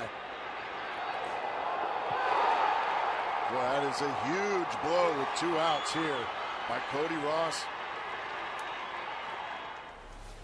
Because the San Francisco Giants don't make a habit of blowing 4-run leads very often.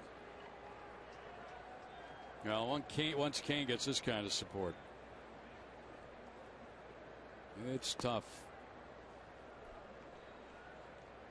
1 ball, no strikes on Brandon Crawford. So 4 against Coleman here tonight. The largest run production against him in any one outing in his big league career. 7 hits allowed.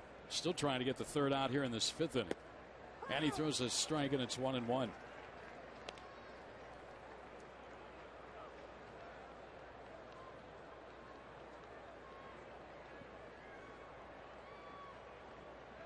Now the Diamondbacks really have their work cut out for them.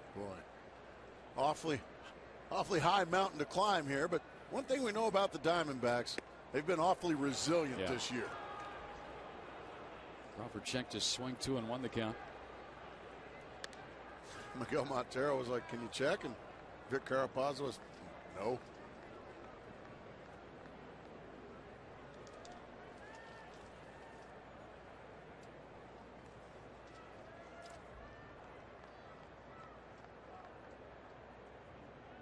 That's an excuse me swing. That's going to be tough play, and no play for Drew. He just have to eat it. And it's 1st and 3rd on an excuse me swing. Bunt, he almost a excuse me swing bunt type hit for Crawford. Check swing hit. Starting to pile on now for Josh Coleman. That's frustrating. Had 2 outs, couldn't get the big 3rd out. Cody Ross got him with a 2-run double. And now a little, as you said, swing and bunt single. He's got some frustration. Charles Nagy out, Diamondback pitching coach, for a visit. Colemanter's due up third when the Diamondbacks hit in the 5th inning. Coming into this ballgame, Josh Colemanter had given up just 4 runs in 48 1/3 innings. 4 runs in 4 2/3 here tonight against the Giants. Yeah, he's facing the world champs, though. It's never easy. And I would imagine this will probably be his last inning. He's already into the 90s with his pitch count. Another high pitch count night for Josh Colemanter. He went 5 last time out in his start against Pittsburgh. They ran the count up with a lot of foul balls. Didn't allow any runs, but left the game. Whiteside's 0 for 2 in the ballgame. Cody Ross, who drove in the 2 runs with a 2-run double. He's at third base. Brandon Crawford at first. Whiteside fouls one back, and it's 0-2 now.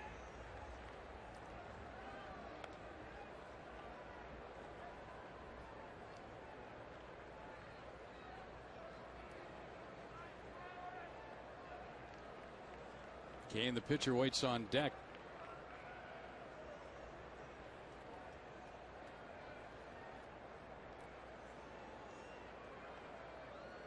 Josh will throw over to first. Crawford got back in. Well, a game of inches. Ball that Montero hit to end the bottom of the 4th inning. Just scalded, but caught by Scherholtz, and Ross gets one just a little bit over the head of left fielder Parra. In this inning. There goes the runner, and a foul out of play by Whiteside. Whiteside, 2 strikes on him. Couldn't afford to take a pitch there. And just once again, more foul balls. Having trouble finding that put-away pitch again here tonight. We saw it in Pittsburgh. We're seeing it here tonight. Back-to-back starts for Colemanter. Close to 100 pitches again here. And unfortunately for Colemanter, not through 5 yet. Trying to get there. But it's been another stressful inning for the Diamondback right-hander. And they pitch out, the runner going, the throw through. That will score the run to steal a home. They have Crawford hanging a run down, and Nady gives to Drew, and Drew will tag him out. That'll end the inning, but they steal a run as Ross comes in. Still hasn't looked at Cody Ross at third base. So a 3-run inning for the Giants, and they take a 5-0 lead into the bottom of the 5th here at Chase Field. The big blow of the inning, the 2-run double off the bat of left fielder Cody Ross.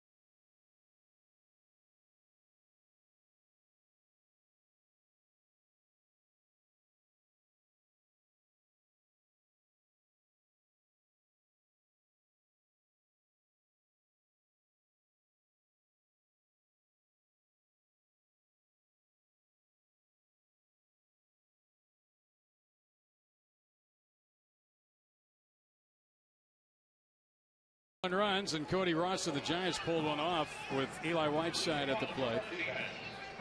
At the expense of Miguel Montero. Watch. He never checks Cody Ross. Never. And he just scores really before Kelly Johnson even caught the ball. So Miguel Montero just got caught napping in that situation, and it cost the Diamondbacks a run. Xavier Nady leads off, takes the ball. Now Matt Cain with a big lead of 5-0 here in the 5th inning. How big of a lead is that for Matt Cain? Well, there's a swing and a miss. He doesn't get a lot of run support. No. In his major league career. But he's getting some tonight. Lowest run support in Major League Baseball since his first full season in 2006. But 5 big ones on the board for him here, and maybe he won't know what to do with 5 runs. Huh? Yeah, this is a uncharted ground for Matt Cain. Well, you got to start working on it now and getting a run or 2 in. Get a little momentum on your side, and there's outside 3-1 to Nady. Diamondbacks have the bullpen up. Parra's next, and then Coleman's spot. Sean Burroughs has a bat down in the Diamondback dugout as Aaron Heilman warms up. Foul back over Gracie's head. Got him to chase ball 4 there on the 3-1 pitch. I've got the Giants with 12 opportunities with runners in scoring position tonight, 4 for 12. The big blow by Cody Ross there with 2 outs. And then you don't get a steal at home there, do you? Anymore? Yeah, I believe so. There's a shot to the gap in right center by Nady. A good start to the bottom of the 5th. He'll pull into second base with a leadoff double. Well, that was a bolt off the bat of Nady there.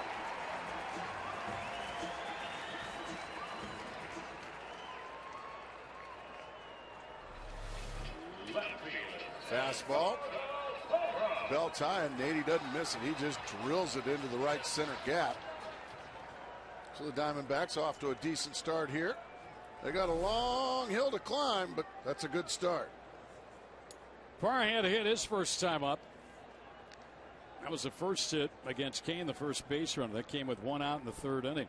Juan Miranda has moved out on deck. He would bat next.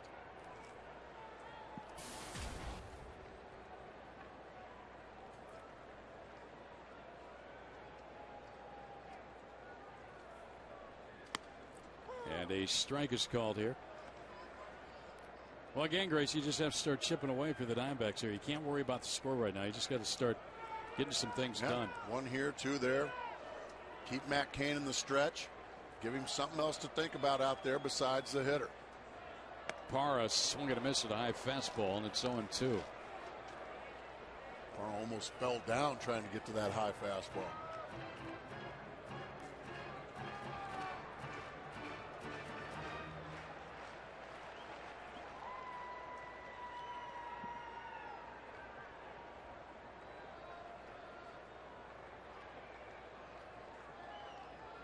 The 0-2 to Parra, and a foul out of play. Well, when Matt Cain gets 5 runs or more to work with, he's pretty good. In fact, he is unbeaten, 27-0 in his career. Well, we're just full of good news tonight. Yeah. How are we looking?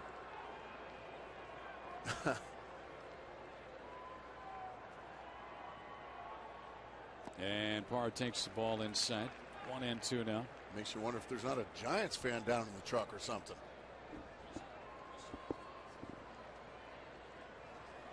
There's plenty of Giant fans down here in the Valley.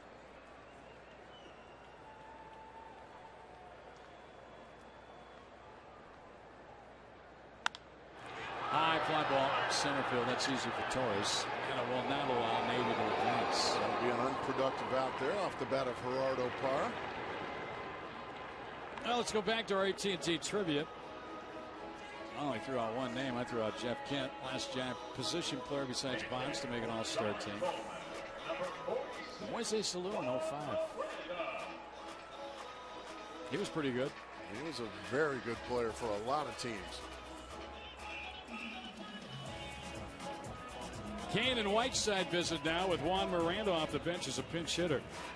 Be right back with more Giants trivia after this. Yeah. Miranda as a pinch hitter this season for the Diamondbacks has hit .214. He is 3 for 14, but he's got a triple and a 3-run homer as a pinch hitter. Facing Kane now with Nady at second and 1 out. So Coleman's night is done. That gets away, and Whiteside can't find it. Oh, Xavier Nady could have easily scored, but he put on the brakes. Whiteside didn't know where it was.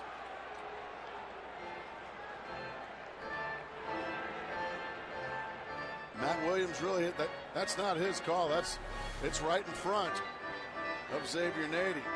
It just looks like it hit Whiteside in the foot, and then it bounces away. Where is it? Where is it? There it is. There was nobody covering the plate. Well, Kane dropped back at the last second, but both had gone after the baseball.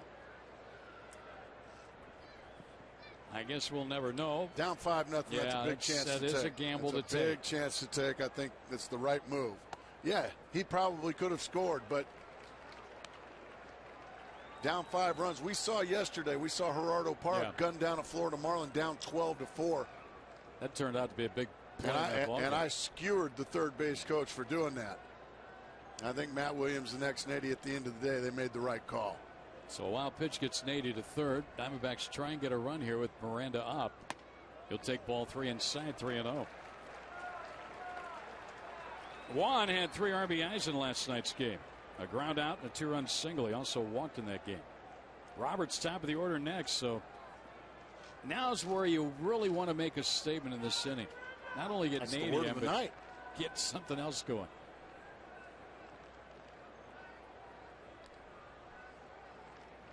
High ball 4. He walked him. Second walk for Kane. And when you're down by 5 runs, you need base runners. Somehow, some way. Nady's at third. Now Juan Miranda, a 4-pitch walk. When you have base runners, now you're a gapper away from making this a game again. Coach doesn't look too happy there. He doesn't like base on balls. Roberts has flied to center twice. Grant's come up with some big hits for the Diamondbacks in 2011. Going to have his own bobblehead coming up later this season as he digs into the plate. How about a big hit here? Pops it up.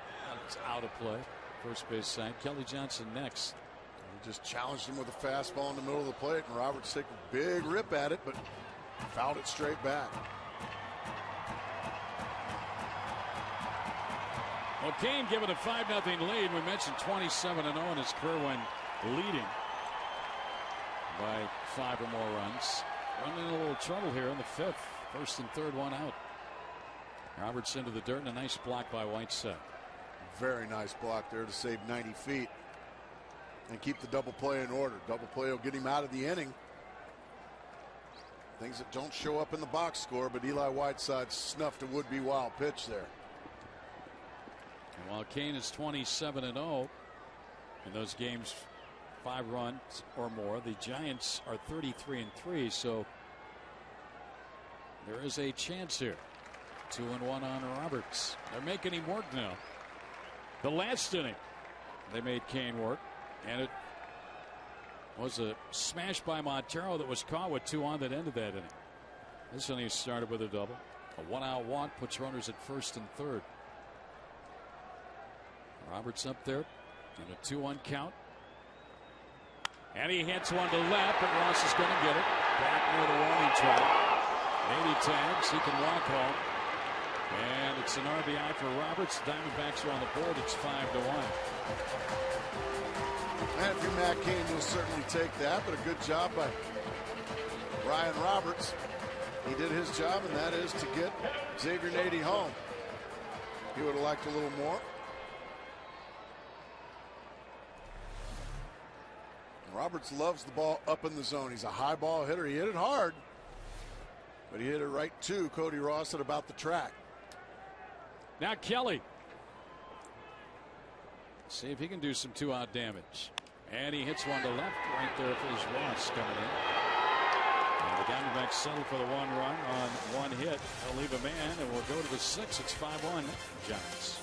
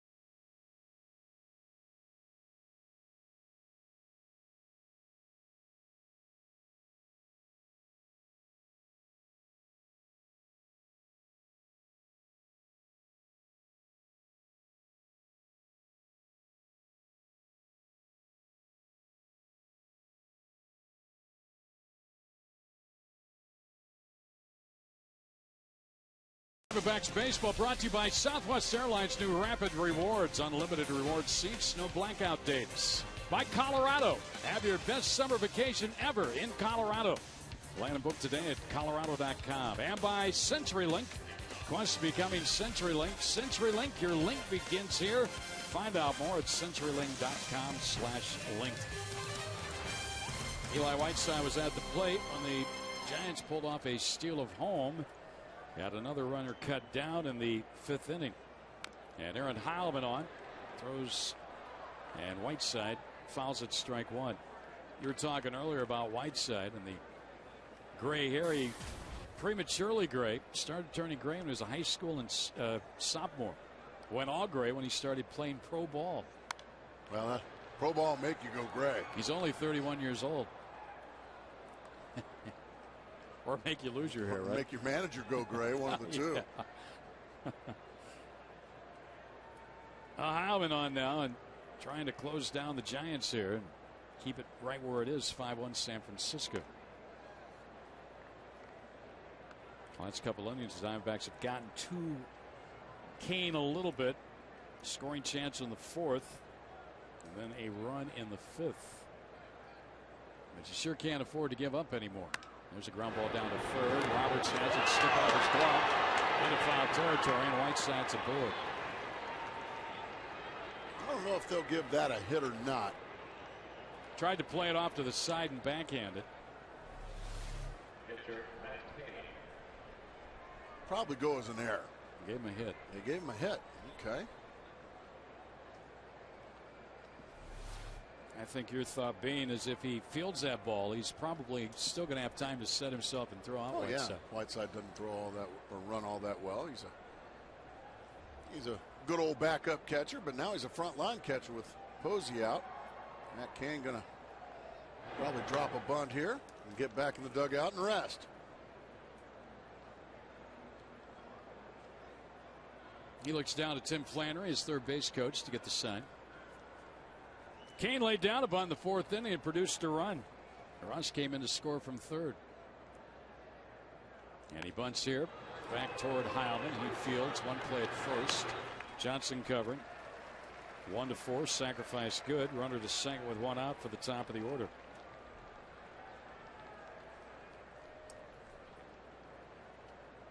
And that's Andres Torres, who's been on twice with a single and a run scored, a walk, and he has also struck out. The line on Colbender tonight. He went 5 innings, allowed 8 hits, 5 runs. And his toughest outing so far as a Diamondback as a major leaguer, 4 strikeouts, 3 walks. It's back-to-back outings now where he can only get through 5 because of just a bunch of foul balls by the opponent. This tonight is the 13th opportunity for the Giants with a runner in scoring position. 4 for 12 through the front 5 innings of the ball game.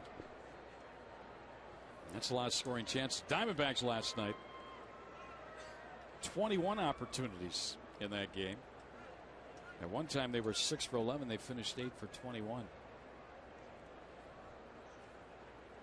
Marlins had a boatload of runners last night too. There's a swing and a miss by Torres. 1 ball, 1 strike. I just think, Gracie, last night this time we were. You recognize that guy? Still in Florida. Yeah, who is that? That's Barry Bonds. With the Andres Torres headshot. Torres fouls one back over the screen.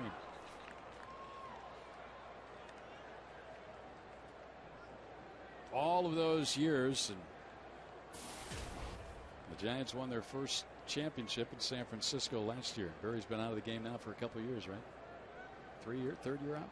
He never got the championship. Boy, he. Fly ball center field. Young right there. Whiteside goes back to the bag. He will not advance. And he'll be at second with 2 men out now for Manny Burris. Burris has a hit tonight, along with a sacrifice bunt and a ground out. A lot of baseball to be played in this one yet. But again, it's a situation right now where the Diamondbacks can ill afford to give up any more Giants runs. That's exactly right. You've got to keep these guys at 5 and then take your chances with Matt Cain and the terrific Giants bullpen. But you can't give one right back after you score 1 in the bottom of the 5th. That's a ball. Well, I don't think Manny Burris ever played with Barry either, did he? I mean, I don't think so. I don't think so. But I look up there and I think his background is Bonds again.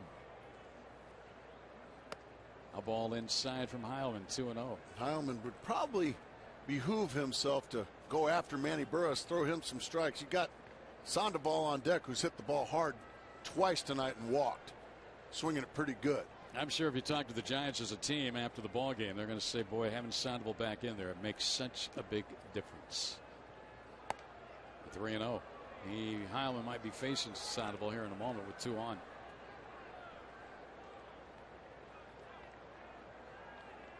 An infield hit to start the inning. Sacrifice bunt. Fly out to center. Runner at second. 2 men down.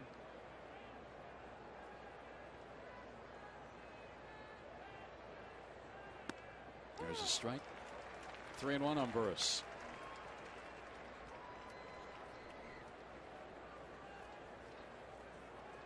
Buster Posey's not the only Giant out right now. They have several on the DL, including Freddie Sanchez with a dislocated right shoulder. So Burris is at second for him, and he lines one. Short hop, nice play by Kelly. And on to Needy to retire Burris. Much needed 0 on the board.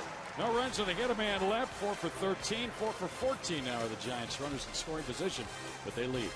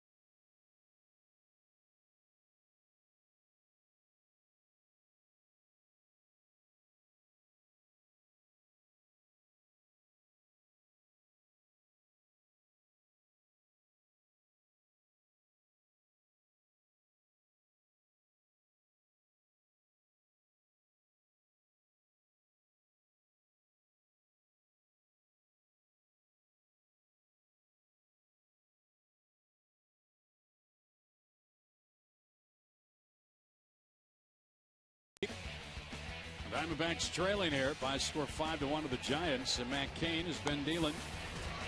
Strikeout of Johnson and Upton in the first inning. Drew.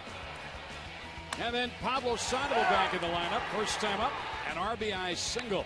Cain helps his own cause with a bunt. Not a suicide, but a bunt nonetheless. It scored a run. And Cody Ross, a 2-run double. Over the Poir in left field. And then Ross will steal home. But Montero doesn't even bluff him back, trying to get the runner going to second. They did get the man of the rundown, but a steal of home by Ross, and it's 5 on the board for the Giants, only 1 for the D-backs. Cody Ross has driven in a couple and scored a couple here this evening. Upton leads it off, and a swing and a miss, strike 1.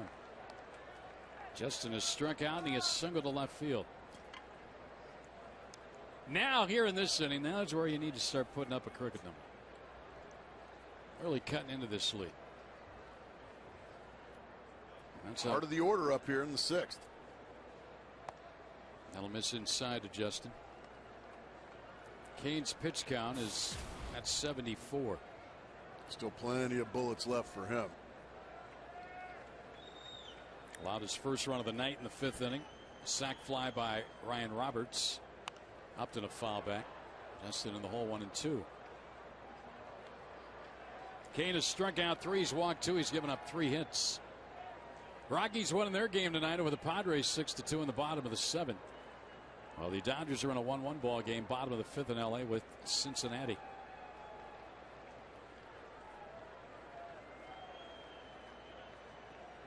Upton strikes out for the 2nd time tonight. That's the way the bottom of the 6th starts. Yeah, he just blew Justin's doors off right there with 3 wicked pitches. A couple breaking balls and then a fastball just right by him upstairs. He put a heck of a sequence on Justin there. You can see just how tardy he was on that fastball. Stephen Drew 0 for 2 tonight. Grounded to second. Struck out swinging.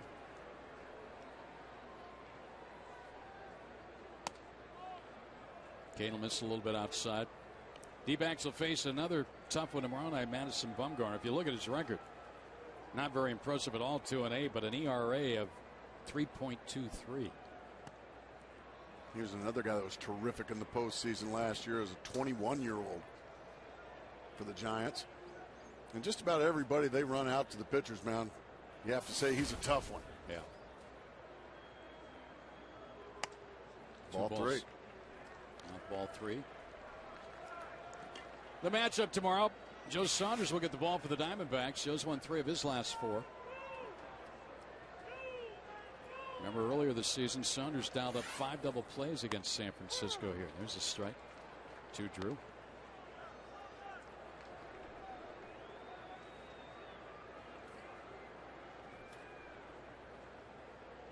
Joe between Roberts and Johnson there on the bench.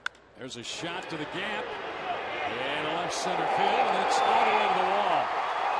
Drew's on his way to second with a double. Nice stroke by Drew there. Pretty swing by a left-handed batter. Well, he does have a pretty swing, doesn't he? He gets himself in a good hitter's count, 3-1, and he just turns Matt Cain into a one-pitch pitcher, a fastball pitcher. He doesn't get too over-aggressive and try to pull this ball. He just takes it the other way, and he's just so doggone strong. He can hit the ball a long ways the other way. Right in the gap, and an extra base hit for Stephen Drew. Second double of the night for the Diamondbacks, giving them 223 extra base hits, which leads the National League. And it's second behind the Red Sox, who had 232 going into tonight's play. And the Red Sox were shut out tonight at Tampa, 4-0. So that's hard to do. Yeah, their train was slowed down a little bit, wasn't it? Was that Shields tonight? That was Scott Shields, yes. James Shields. There's a bunt by Young. Cain fields a throw and safe at first. First and third with 1 out of the inning. The call made by Dana DeMute. And Bruce Bochy's going to come out and ask him, why'd you call him safe? Dana will probably say because he beat it. And Bochy's none too happy. It was bang, bang. Cain made a heck of a play. Young, of course, runs very well, got down the line. It's a great play by Matt Cain, first and foremost. You know, I think the Diamondbacks may have gotten a bit of a break. Well, it. Bang, bang. Yeah, it's just so close, but Danny DeMuth looking right at it. Boch pretty adamant with his point. Awfully close, though. Well, here's what we talked about, Gracie. Getting something going. Yeah, you got to get some base runners. When you're down 4, that's why it was so important, as we talked about the prior inning, for Aaron Heilman to put a 0 on the board. He did. And now Miguel Montero hitting some tough luck his last time up. Hit a rocket with a couple of guys on base, but right to Nate Scherholtz, the right fielder. And he's robbed of a hit his first time up, first base by Huff. So first and third, one out. Outside ball 1. Nady is next. So a stressful inning for Kane. His last 3 have been a little bit like that. 2 on in the 4th inning. A run for the Diamondbacks. They had a couple of base runners in the 5th, and 2 here with 1 out in the 6th inning. One swing of Montero's bat here, and we could really have a tight game. Go to first, and Young gets back in.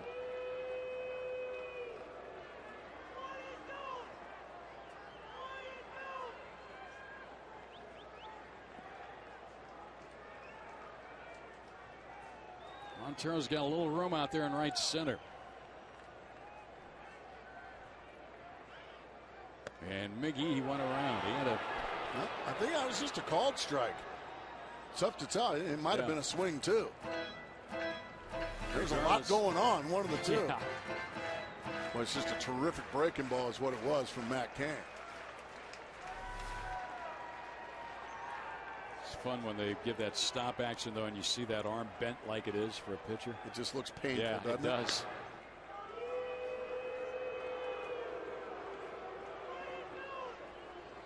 Montero 6 for his last 14 with runners in scoring position. 11 runs batted in, including 3 doubles and a home run. Out of the stretch. Kane ready. The 1-1. Swing and a miss. Actually a foul into the middle. White side. 1-2 now. Big swing and a miss. Montero probably trying to do a little too much with that up and in fastball. All you need is a lousy single. Yeah, homers are fun. Homers are sexy. But you swing that hard at a high fastball from Matt Cain, you're going to come up empty every time. Now Montero's got to put a good at bat on him here. Down to the count of ball 2 strikes. Diamondbacks trying to chip away at this 5-1 deficit in the 6th inning. The pitch high outside. By the way, the bunt by Chris Young, only the 5th bunt hit against the Giants all year, the fewest in the National League. And just a second against Kane. 13th bunt hit only in his career against him. And he made a dandy play. And he really did. He's a good athlete. 2 balls, 2 strikes on Miguel Montero. And a foul out of play. It's a nice job by Montero, spoiling a really good slider from Kane. Battle for first place here tonight with the Giants leading the D-backs by a half game coming in. And right now leading the ball game 5-1. The Diamondbacks trying to put a rally together. A 1-out double by Drew and a bunch single by Young. It's first and third. Montero at the plate with a 2-ball, 2-strike count. And there's the fake look to third and the look over to first by Kane.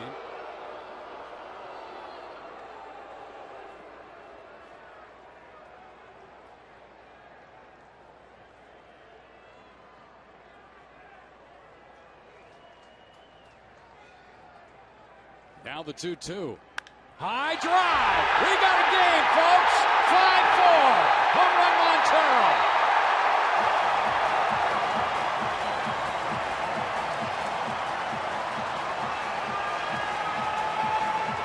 We'll never say Diamondbacks are back in it.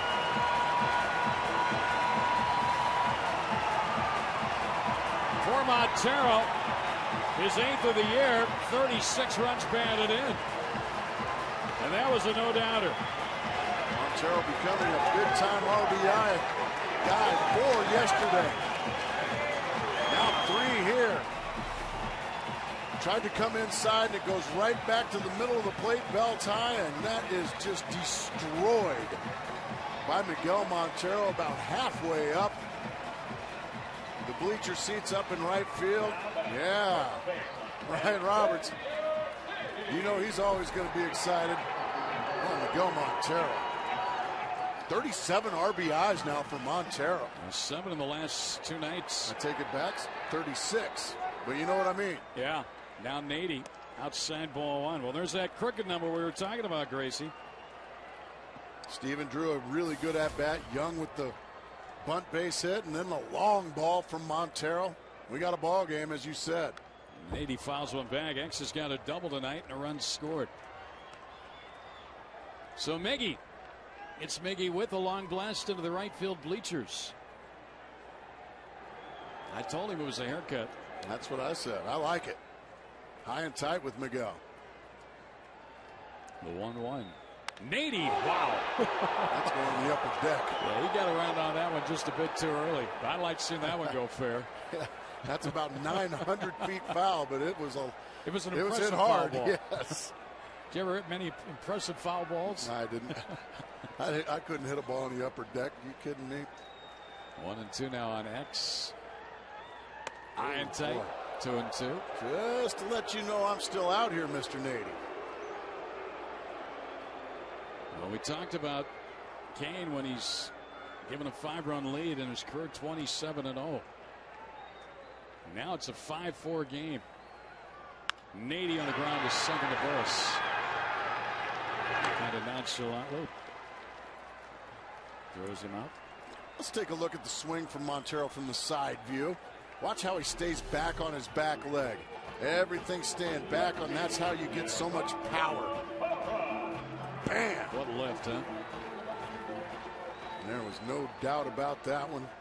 Even the crowd, they immediately knew. You saw them come to their feet. Now Gerardo Parra. The last chance here in the 6th. He's got a hit tonight. Swings and misses, strike 1. Last time up fly to center. As we've been saying, we said it earlier in the game, and that is that these Diamondbacks are resilient. Oh, yeah. They don't always come from behind and win, but they usually put up a good fight. We saw it in Florida in the first game. Even though they lost it, they came back on Anibal Sanchez in the bullpen. Made a game of it, ended up losing 6-4. And we're seeing it here tonight against the defending world champs. Parra takes a strike. Well, bullpen activity. Affelt the lefty. Ramirez the right-hander for San Francisco. 95 pitches now for Matt Cain. And a ground ball to second to Burris. That'll end the inning, but a productive one it was for the Diamondbacks. They pulled to within 1 on the bat of that man, Miguel Montero.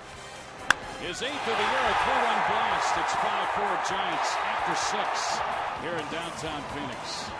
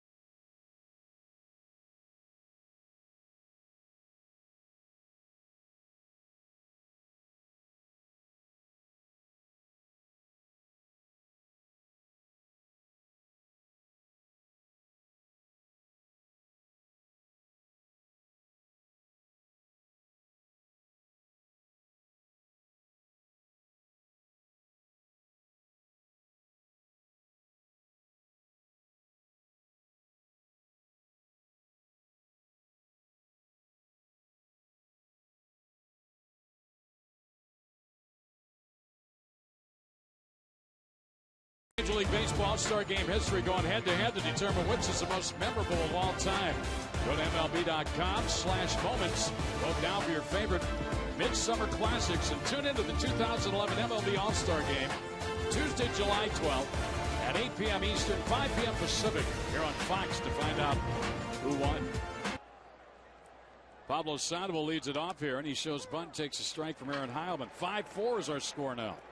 Each team with a 3-run inning tonight. Sandoval back in the lineup for the first time after missing 41 games. Has singled in a run, line out to second, walked and scored. This one he pops up to the third baseman. Ryan Roberts back on the outfield grass. He handles it, 1 out. Now, much need of a shutdown inning here if you're Aaron Heilman.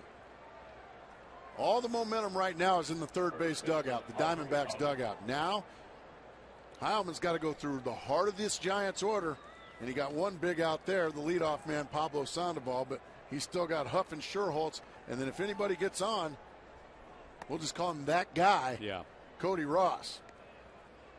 Huff tonight has reached on a fielder's choice, walked, singled, and scored. Diamondback bullpen phone just rang. Outside, ball 2-2-0. Heilman worked the 6th inning. Gave up an infield hit, sacrifice bunt, but then got Torres and Burris stranding a runner at second. 2-2 to Huff is outside, 3-0. And Joe Patterson, the left-hander, looks like he's going to get back up. See if Heilman can come back from a 3-0 count. Huff was heading the first. He thought that was low, but it was called a strike. 3-1.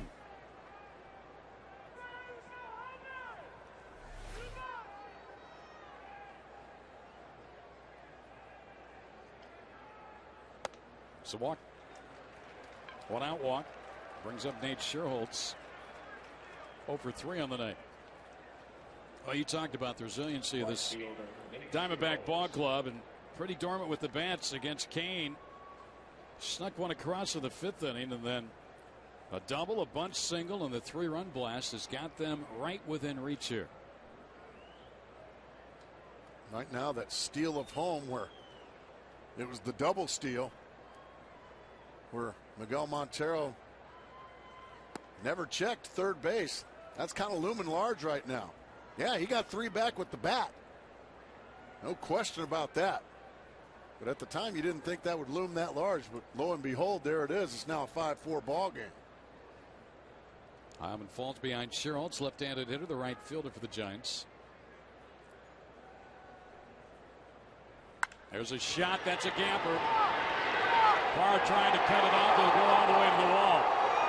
And the run will score. Scherholtz going to end up at third. The Giants going to run right back to take a 6-4 lead. Yeah, we say it all the time, Greg. Late walks tend to score. Heilman got a big out of Pablo Sandoval, but then a big-time walk late in the ball game. And it leads to another run and an error out there by Chris Young. I guess they didn't give it an error. Yeah, They're going to give it a triple. Double RBI and double an error. Yeah, he just goes out and drills a fastball away. By the time Diamondbacks corralled it, he's on third base. Now you got to bring the infield in with Ross at the plate. He's already driven in 2 tonight. Scherholtz always seems to be in the midst of something the Giants do in a ball game. I mean, no gaudy numbers or anything, but he's a guy they desperately need to have out there, and time in and time out, it seems like he gets a clutch hit or makes a big catch or a big throw. That's exactly right. He really had a tough time against Josh Coleman, or striking out a couple of times and popping up to third. He just needed to see somebody else, and it happened to be Aaron Heilman. Ross takes one outside. Boy, this is a big at bat here. The infield up. Heilman, not a real big strikeout pitcher, but he could use one right here. He's got a very good changeup, and I would imagine Cody Ross knows that.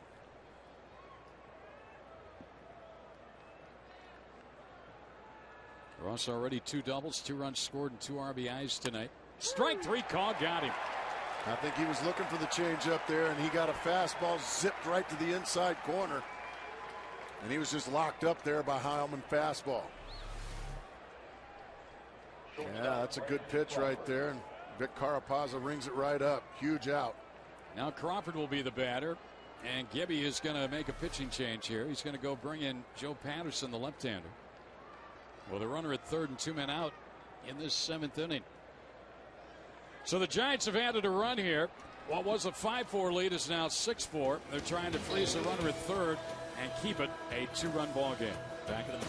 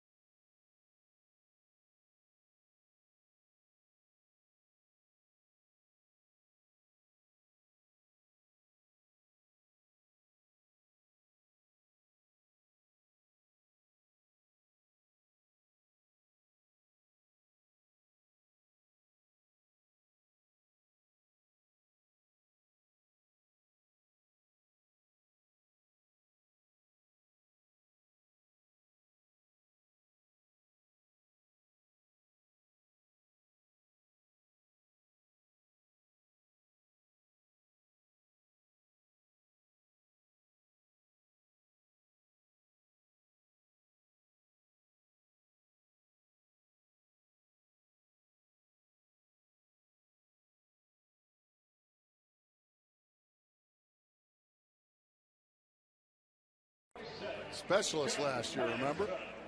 Yeah. Giants Diamondbacks by Valley Hyundai dealers. Joe Patterson on the left-hander against the left-handed hitting Brandon Crawford. Crawford's got 2 hits tonight, single to left and an infield hit. Runner at third. Shearholtz a run in. Crawford takes ball 1. Left it up high.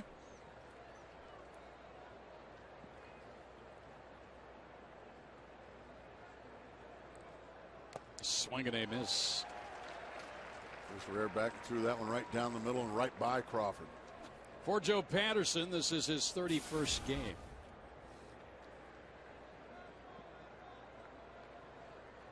Lefty on lefty. And a foul back. 1-2 the count. Crawford, you look at his photo up there on the big screen, he almost looks like a young Bruce Bochy.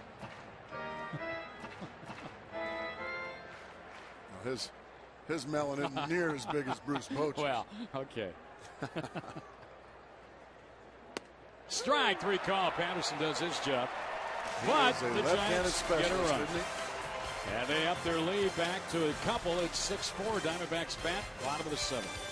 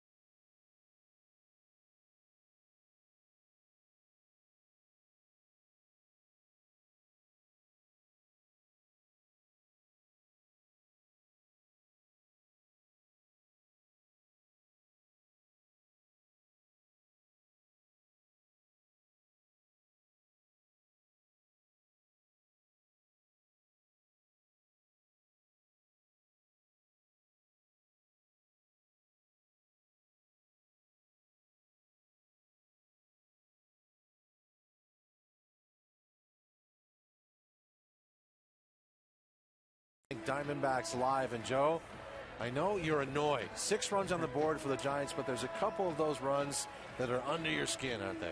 Cole Mentor definitely didn't have his A game tonight, but it's 2 of those unconventional runs the Giants were able to steal away from the Diamondbacks that's really weighing on me. I'll break down why it's so important to play fundamentally sound baseball, especially in tight games like this. Steal being the operative word, huh? All right, guys, plenty of baseball left. We'll see you on the postgame show. We'll send it back to you. All right, thanks, Todd and Joe. I have a feeling I know what Joe's talking about. Sean Burrow's going to come off the bench here and pinch hit for Joe Patterson. Patterson did his job. 1 batter faced, a strikeout, froze a runner at third. Kane back to a 2-run lead now, 6-4 in this bottom of the 7th. And Burrows, who's come off the bench for 5 pinch hits, takes ball 1.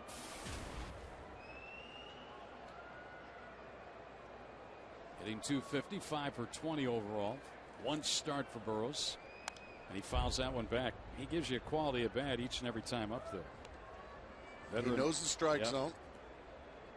Difficult guy to strike out. And he's not up there trying to do too much. He doesn't have much power, but he can swatch all over the ballpark down either line. That's into center field. Torres was playing shallow on his way back, and he can't get it over his head. Burrows has got a leadoff double to start the 7th inning. Torres was up. That ball got over his head. Burrow's first extra base hit. Yeah, Torres got caught playing very shallow. Burrows, even though this has a lot of hang time, you can see just how shallow Torres is. Now he's got to get on his horse. And that thoroughbred's just not fast enough. That ball didn't even get to the warning track. That shows you just how shallow Torres was playing, and he got burned there by Sean Burrows. So now, just like that, the tying runs at the dish. Dave Righetti on the phone to the bullpen for the Giants. Here is Roberts. Ryan's got an RBI with a sac fly. He takes high from Matt Cain. Well, the last 3 innings, the Diamondbacks have really made some stressful situations for Matt Cain. 6 of their 7 hits have come along in the last 3. Fly ball center field. That's not going to move anybody over. One out. Burrows has got his. Whoa, bad throw. Wow. My goodness. Horrible throw. Torres uncorked one for really no reason. That's a big out for Matt Cain, an unproductive out off the bat of Ryan Roberts.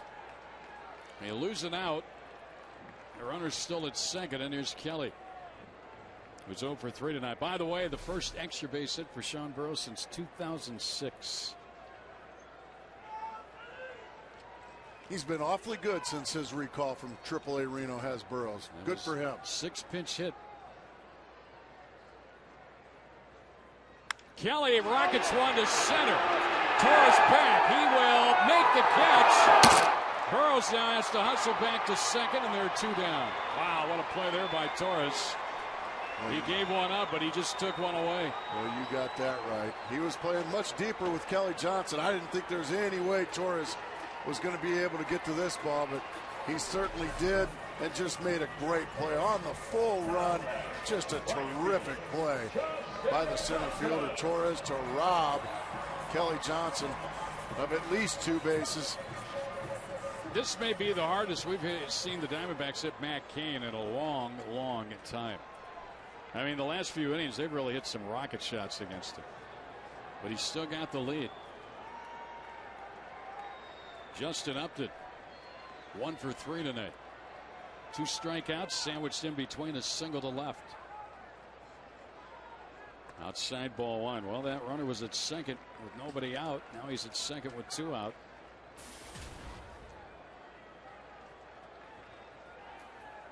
Now you look back at this inning too. Had Roberts had a productive at bat to get the runner to third, you'd be within a run again. That's exactly right. Little things start to pile up in games like this. Joe Borowski was talking about it. The boo-boos defensively and mentally. Upton trying to come through now with 2 outs. Get the D-backs a little closer. And a fair ball, that will. He'll get into scoring position. Burrows scores. Upton's got a double. It's 6-5. And Greg, I think you're exactly right. I haven't seen the Diamondbacks kick around Matt Cain like this, I think, ever. No. And I don't think Bruce Bochy has either, and he's on his way to the mound. Sean Burrows leads off with a double. He comes around to score on an Upton double, and that'll be it for Matt Cain. And Upton now 6 for his last 8 with runners in scoring position, totaling 7 RBIs. So it's a 1-run ball game again, and Drew's going to face a left-hander. I guess it's Affeldt coming in. We'll sort it out when we come back. How about this game? 6-5 Giants. D-backs tying run at second when we return.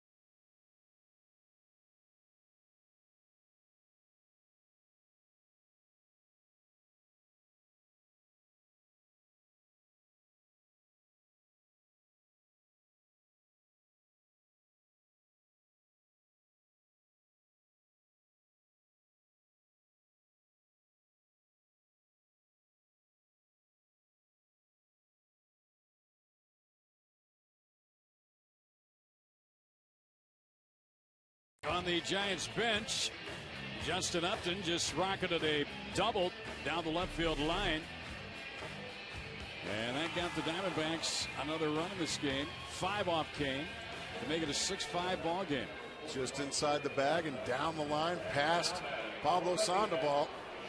And now the tying run on second base, and Stephen Drew representing the go-ahead run. He'll face the tough lefty, Jeremy Affeldt.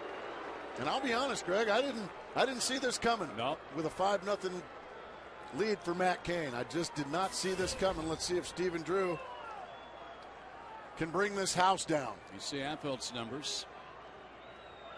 But he has not fared well with runners in scoring position, allowing opponents an average of 369 for 25. And that's where that runner Upton is against Drew here. And the first one sails way outside, ball 1. Young, a right-handed hitter, is next. A 2-out hit by Upton. That scored Burrows, who had started the inning with his first extra base hit since 2006. Off the bench as a pinch hitter. You think now if that ball Kelly's would have gotten down, what kind of an inning this would be? 1-0 the pitch. Drew takes a strike, 1-1. 95 miles an hour right at the knees from Affeldt. Nothing Stephen Drew can do with that one. Affeldt, a one-time starter, but he has made a living out of the bullpen. He's been awfully good the last few years in San Francisco. 1-1 strike. Drew takes it low and outside. And the count goes to 2-1. Bruce Bochy with Affeldt and Lopez in his bullpen.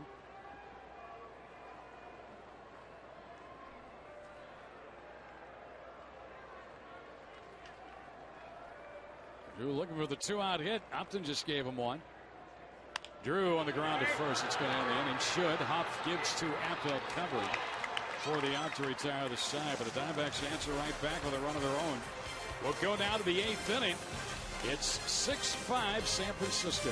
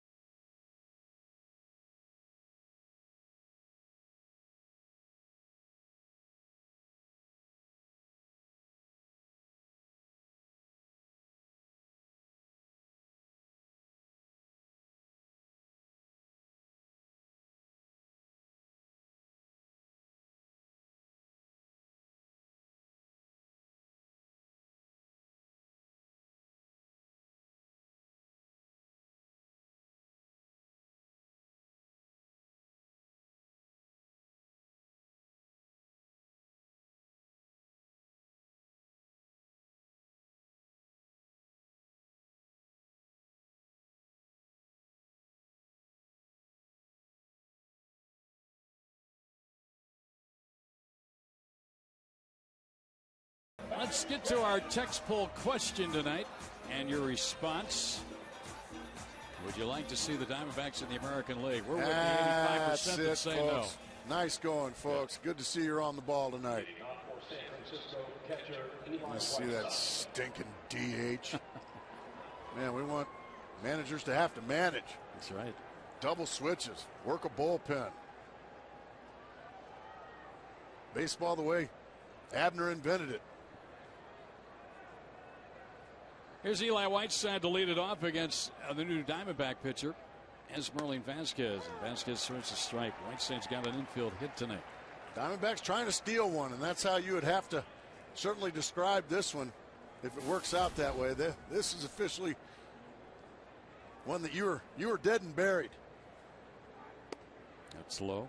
Pat Burrell has moved out on deck. He's going to bat next for Apfel.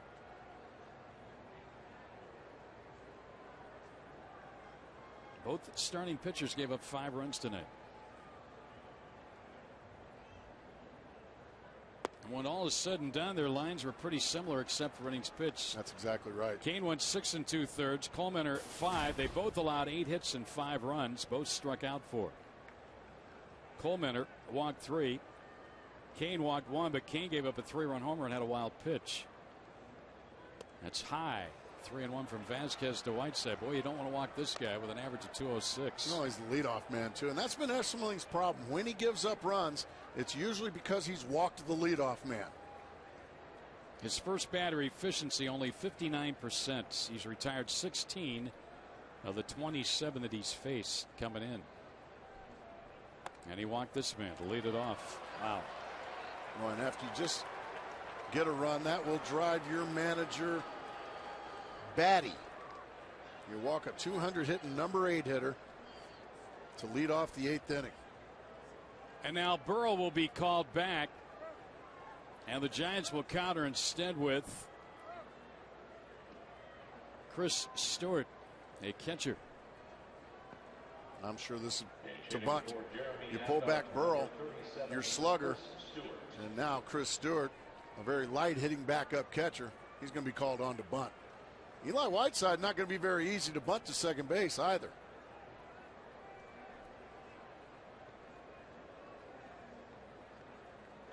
Whiteside will grab his lead.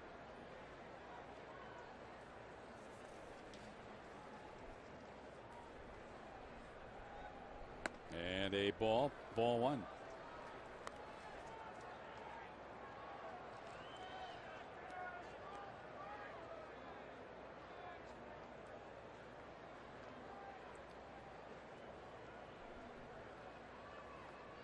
Stewart's average only 118. He's had 17 at bats, 2 hits.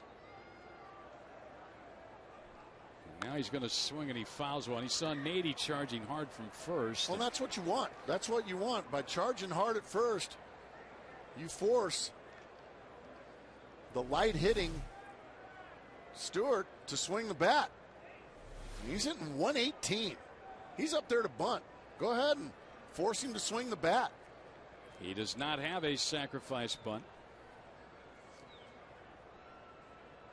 And there's a bunt in the air. Nady has it. 1 out. Nice instincts there by ex-Nady. You know, Nady was an outfielder who's learned to play first base, and he does a very nice job at first base.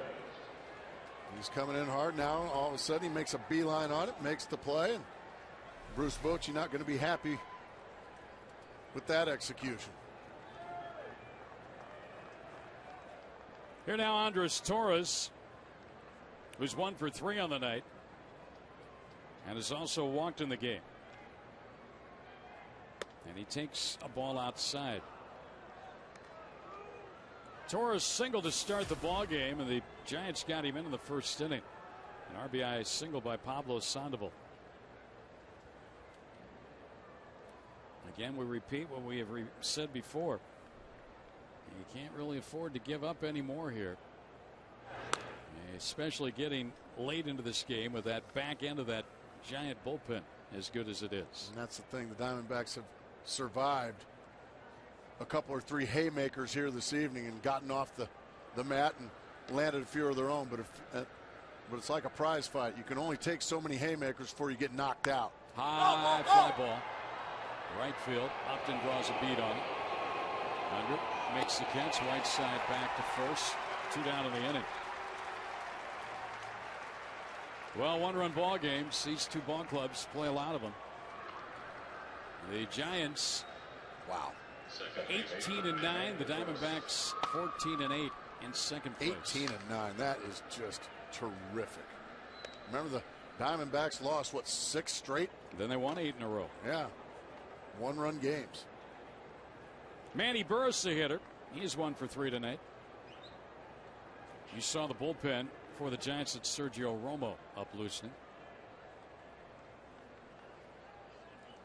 Whiteside at first, now 2 down. Vasquez. Big Carapazza looked at it 3 or 4 times and said, that's a strike. Okay, I'll finally call it.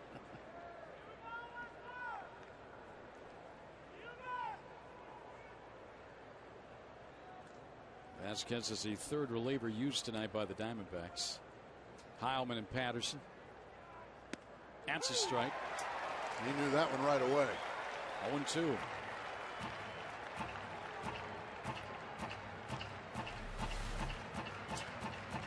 Just sneaking a peek at what's coming up for the Diamondbacks in the 8th. Young, Montero, and Nady. And they'll go up against Romo. Tough right-hander. Setup guy for Wilson. Whiteside at first, 2 down here. Vasquez will throw over. Hunter back in. What's been an entertaining game tonight? Certainly. Which is what we were hoping for and expecting when number 1 and number 2 get together within the division. A half game separating the two. And we'll hope for more of the same tomorrow night and Thursday night. We hope to see you out here. The 0-2 pitch, and it's inside. Spins Burris around. A ball, 2 strikes. And both teams playing with a sense of urgency. Both teams playing good, hard, crisp baseball. Diamondbacks trying to measure themselves up to the Giants.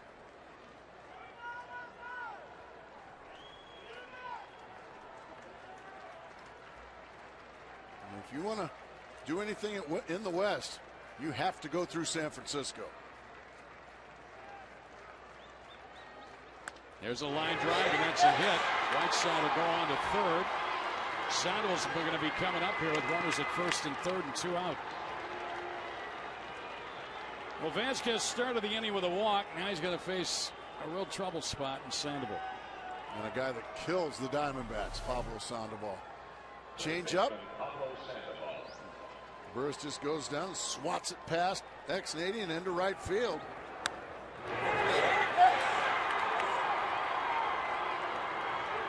Sandoval, his normal routine before he steps into the batter's box, walks about a foot or so in front of the plate. And now he settles in. Back in the lineup tonight, produced an RBI single his first time up. And the first one is low and away, ball 1. In trouble after him and Huff. So needless to say, Vasquez has got his work cut out for him here, and it's his inning. There's nobody up in that Diamondback pen. Montero going to go out and have a little conversation like, hey, take a deep breath, relax, make a pitch.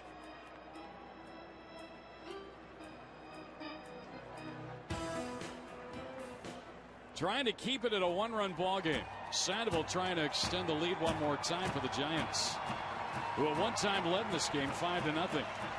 It's now 6-5 here in the 8th. 1st and 3rd, 2 men out.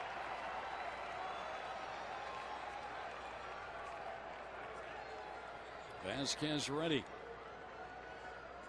And a foul by Sandoval. Hits one of the guide wires holding up the screen behind the plate, and then ricochets down into about the 4th row or so behind the Diamondback dugout. That was a 95-mile-an-hour fastball. You really aired that one out, did Vasquez. Sandoval 353 this year with runners in scoring position. Well, if you plan on winning this baseball game, you have to retire Sandoval right here. The 1-1 high and outside, 2-1.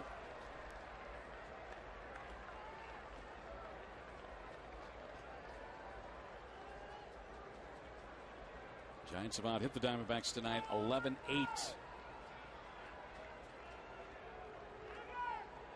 They've had 16 opportunities with runners in scoring position in this one. The 2-1. Ground ball should end the inning. Kelly has it, throws on to first, out to retire the side. So Vasquez bent, did not break. He had a 3-run homer to bring the Diamondbacks a little bit closer. He'll lead off the bottom of the 8th.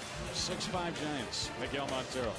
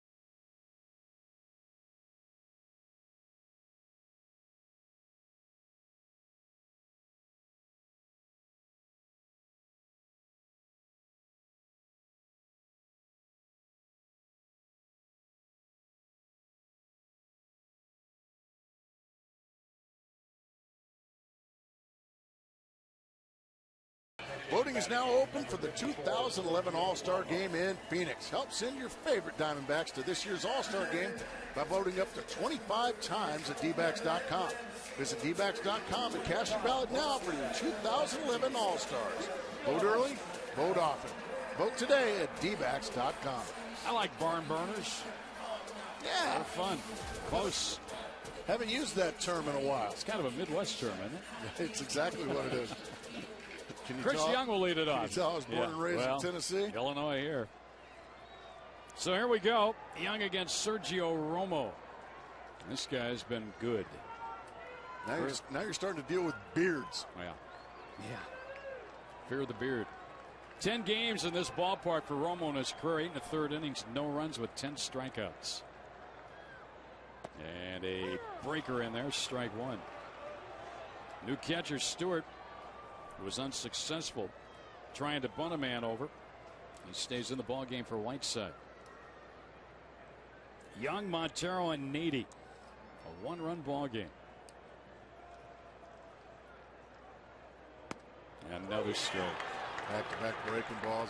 Both of them just buckled. Chris Young, there's the closing beard.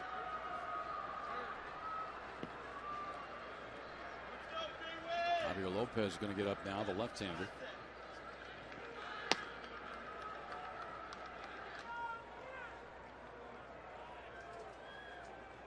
High.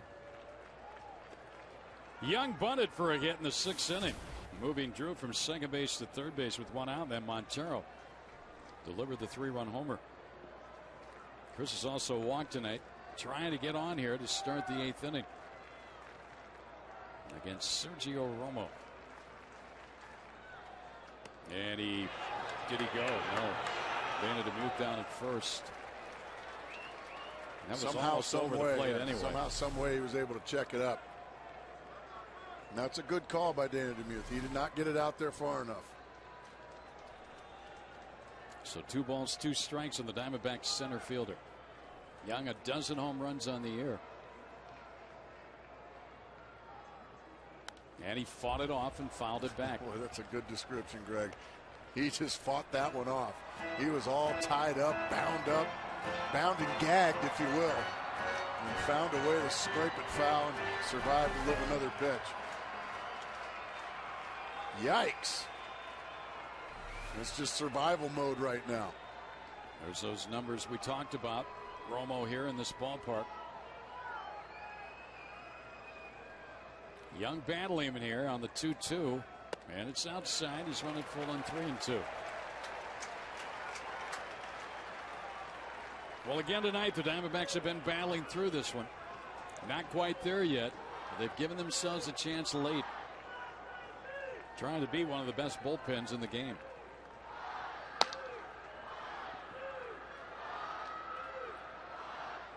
Montero's next.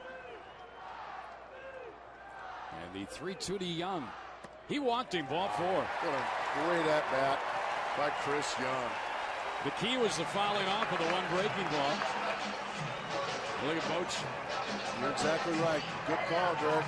By just not striking out there, fouling it off, he ends up getting a leadoff walk. Now you got speed on the base pass and the tying run. He saw Bochy indicate go out and talk, stall for time to get Lopez ready for Montero. Well, we saw Brian Wilson step down and give way to Lopez. That's for just in case this happened, and that is a leadoff base runner. Now, Bruce Bochy's going to go get his left-hander to face Miguel Montero. So Romo faces one man and walks him. Montero head back to the dugout. Go over the scouting report on Lopez, who will be brought in here. And we're going to take a break. Tying run will be on here when we come back. 6-5 San Francisco in the 8th inning.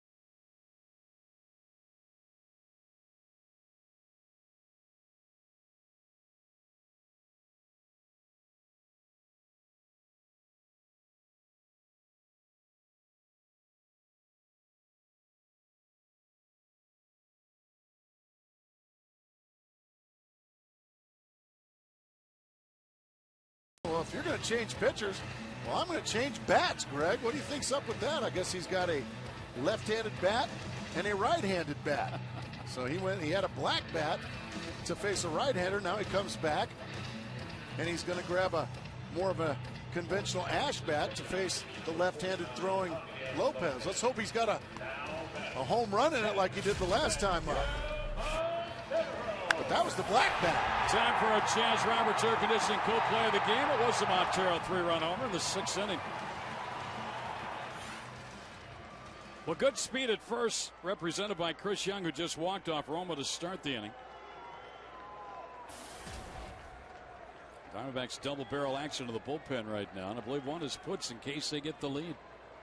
We're in the 8th. They're down a run. Young will be held on at first by Huff. Well, Lopez is right. He throws a lot of ground balls. They'll throw over to first. Lopez against left-handers. They are 5 for 45, a 106 batting average against. Goodness gracious.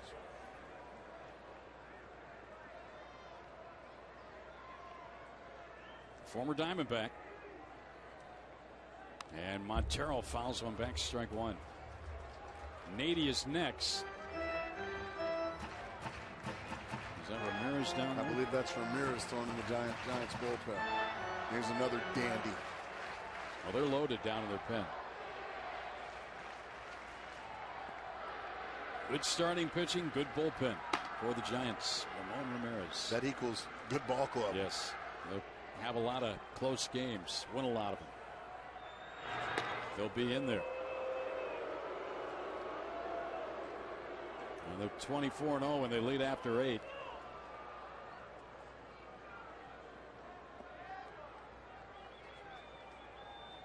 We're in the 8th. Boy. Lead after 7. They're 25-4. Montero hits one off his foot. Now he's in the hole 0-2. Now he's got a battle against the lefty. Montero, besides a home run tonight, has had a hit taken away from him by the first baseman Huff on a nice play. He had a couple of runners on in the 4th inning. I mean, he just mashed the ball. And Sherholtz caught it and right. 7 RBIs over the last 2 games. 4 last night in Florida, 3 here tonight.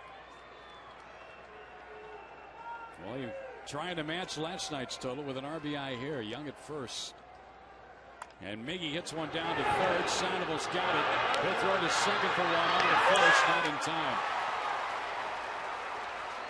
Montero hustling down the line. Sandoval had to come in and short hop it. Fired to second base. Made a really nice play. It's a bit of a dangerous play. When all your momentum's coming forward, and then you make the off balance, but a perfect strike to Burroughs, who almost turned the double play. Montero hustling all the way. Now let's see if Bruce Bochy's on his way out to the mound. I have a feeling he will be. He hasn't made his move off the bench yet. Nady is the hitter. Well, they got the fast runner off the bases. They're going to allow Lopez to pitch to Nady. Well, I don't know here. X takes the ball inside. I think Bruce Bochy's showing a lot more confidence in Lopez than I would be right here. Lopez against right-handers, Gracie, 12 for 40 at 300 batting average against. I think he's thinking, I've got Gerardo Parra on deck. I want to stay with my lefty. But first and foremost, you gotta get this guy first. Nady tonight has a double. He swings and misses 1-1. Had some good dive on it to that fastball. Terrific pitch there from Lopez.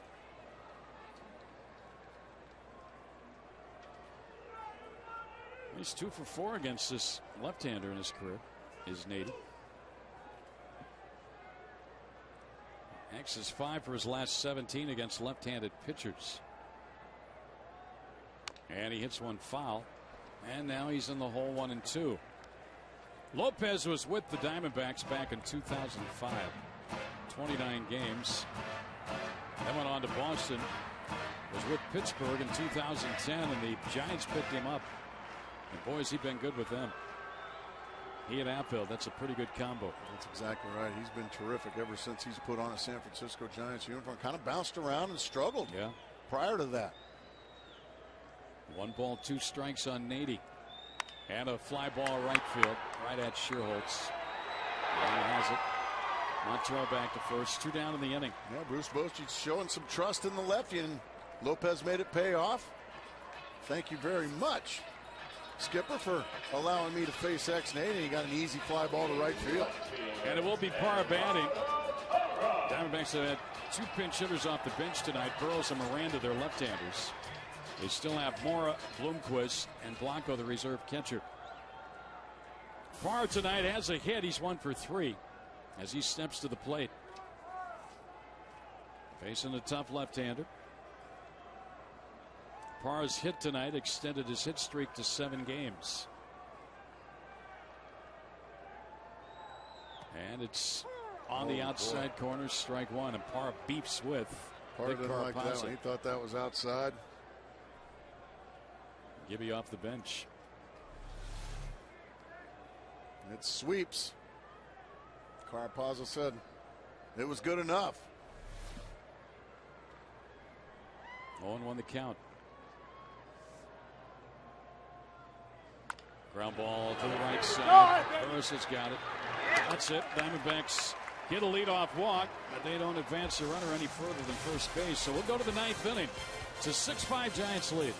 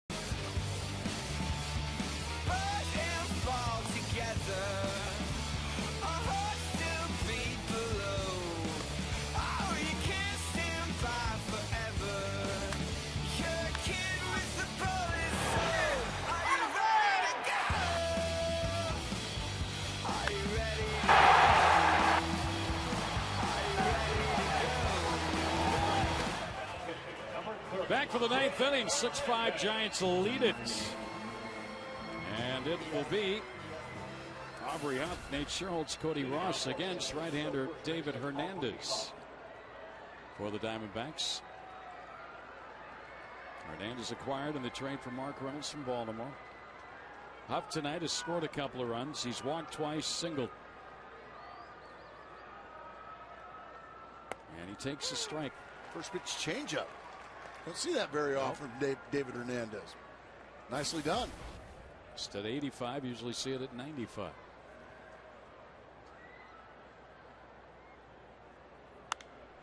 That's more like the fastball we're used to seeing, 95 miles an hour.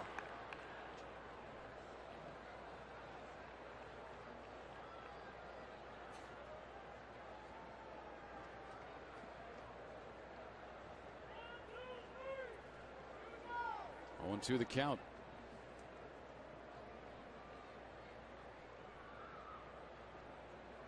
Swing and a miss, and Huff is out.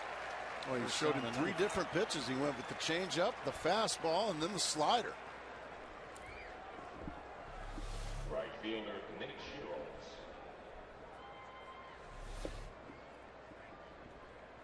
Well, Jack Magruder reporting on Fox Sports Arizona says Willie Bloomquist was involved in a serious traffic accident on the way to Chase Field for the ball game away, but walked away virtually unscathed. There's a foul back and out of play. Bloomquist's sports car rear-ended on Arizona Route 51 and was totally destroyed. Really? And Bloomquist, the only apparent damage he incurred was a sore left shoulder that was covered by a large ice bag. Willie said he was lucky to be standing here. Could have been a lot worse. Totally destroyed? Yeah. It's reported by Jack Magruder. Golly. Thankfully, Willie Bloomquist is okay. And let's hope his car's insured, but man. Want to check it out. Jack Magruder on Fox Sports Arizona. There's a ground ball. Nice play by Kelly. Gets that, throws, and he gets Sherholtz. Took a head away from him. Going to his left, 2 outs here in the ninth. Really terrific play, as you said, by Johnson. That ball was ashed.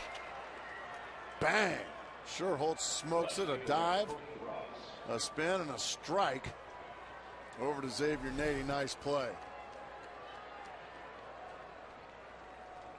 Here's Cody Ross.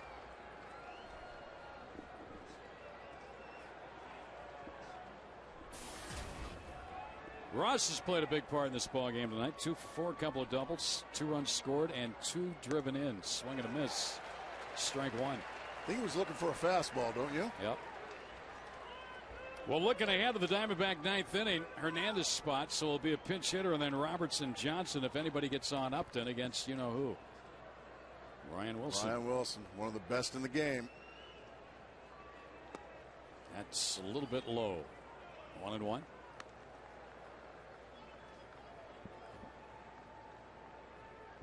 It's been Coleman, Heilman, Patterson, Vasquez, and now Hernandez for the Diamondbacks. Kane Affelt, Romo Lopez, and Wilby Wilson for the Giants. That's a strike on the inside corner, and he had Ross failing out 1-2. The bearded wonder. And one of the better fastballs in the game as well. That's what he lives for. He's heating up.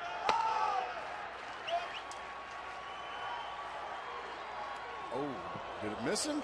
I guess it did. Somehow, some way. 2 balls, 2 strikes now. Look at it again. Guess you're not really looking for this one. Whoa, yeah, it missed him. You can see Ross was waiting for impact, and it never happened. It's one of those you don't want to get hit by. Yeah, I think he actually saw him like, ow! Huh? Oh, it missed me. 2-2 the count. 3-2 the count. It's gone full. Hernandez has held the opposition scoreless in 25 of his 31 games pitching coming in here.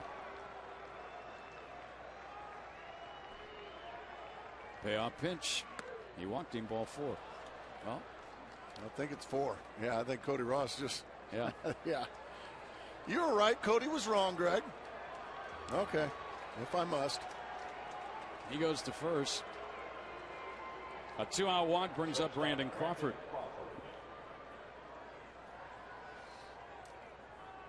Well, Ross has stolen 3 bases. I don't know if Boch wants to try something here with Crawford up, see if they can get another run in somehow, some way. Ross stole home in a double steal earlier in this game. Here's a ground ball to short. Who goes over backhands. Long throw to first. Dug out by Nady on a nice play. That will end the inning. No runs, a walk, a man left. Here we go. Ryan Wilson against the Diamondbacks. 6-5 San Francisco.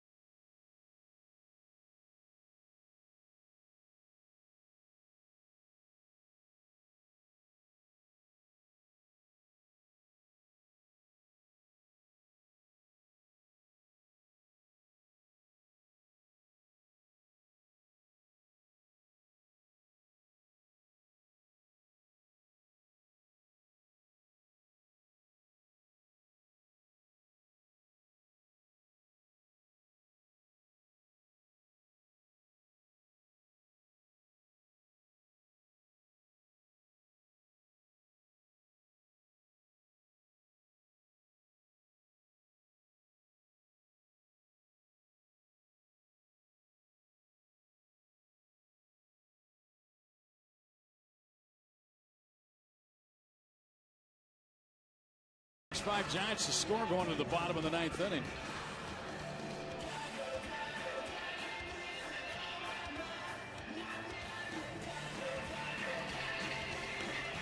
Full moon out there, Gracie. What's that mean? 6-5 Giants going to the bottom of the 9th inning. Well, they're going to go to their version of the werewolf. And that is one of the best in the business. That's Brian Wilson. Had a bit of a speed bump early in the year, but since then he has pieced it back together and become one of the best in the game. One of the best and one of the most colorful. The guy we were talking about too, Willie Bloomquist, going to come off the bench and pinch hit here. And Willie was involved in an accident. Unbelievable story. Look at those numbers there on Wilson. 15-day disabled list, start the year, left oblique strain. 9.82 ERA, first 8 games. Butt was 5 for 6 in save opportunities. Since then, 1 run over his last 22 2/3 innings. All right, here we go. And Willie hits one to short of the first pitch. For the first is low but out. 1 down on 1 pitch for Brian Wilson.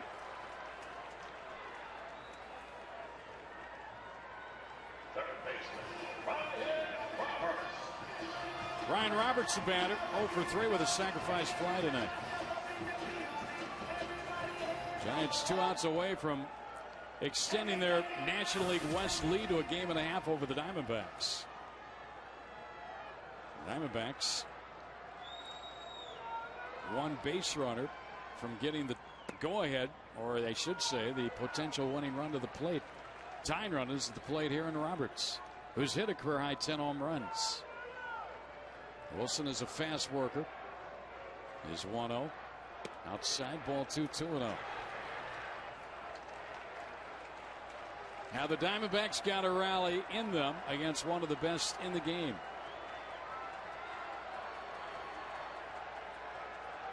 Two balls, no strikes.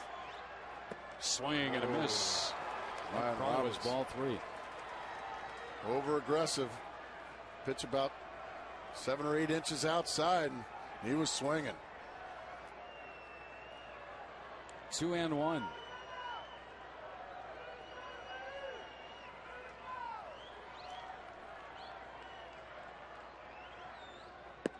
Low, ball 3. Good take there. That one had some late bite, some late sink. And Roberts wasn't biting. Now Wilson has allowed at least 1 base runner in 22 of his 30 appearances.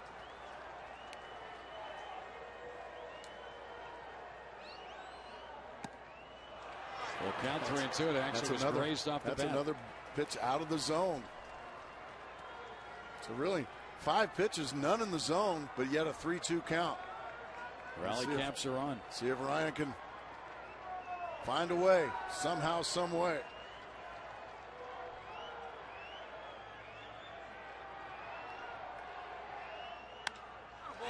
That'll be out number 2, or should be. Burris calling for it, second baseman.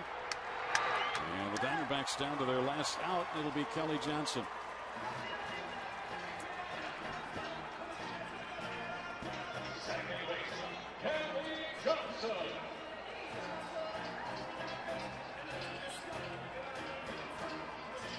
So Kelly comes up 0 for 4 tonight. Lefties hit .250 against this right-hander. Has not given up a home run. Ball 1 inside.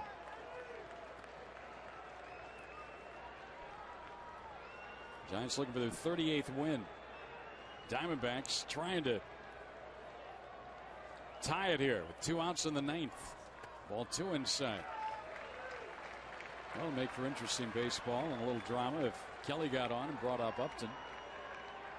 Well, we've seen Upton hurt Brian Wilson before.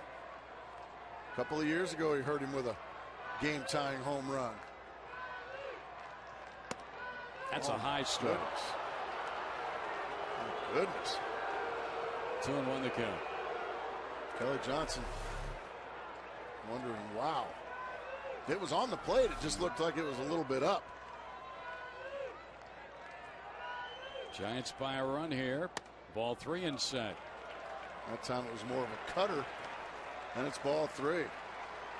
Tying run at the plate. Winning run, and Justin Upton on deck. You can see, hasn't been a whole lot of fun for Kelly Johnson against this hurler. Oh, man. Kelly Johnson. That's tough. That's tough when that's a strike. Boy, I'll say. That pitch is inside. That's 3-2. 2 outs, 9th inning. Giants by a run. And he walked it. That gets up into the plate. You wanted a little drama? We've got a little drama. I think that's just the way Brian Wilson likes it, and you know that's the way Justin Upton likes it. Upton, a base hit to left field in the 4th inning, a double in the 7th inning. Oh, he's got the flair for the dramatic here. Wilson, Upton. Tying run is now on base. Outfield, about as deep as you can play.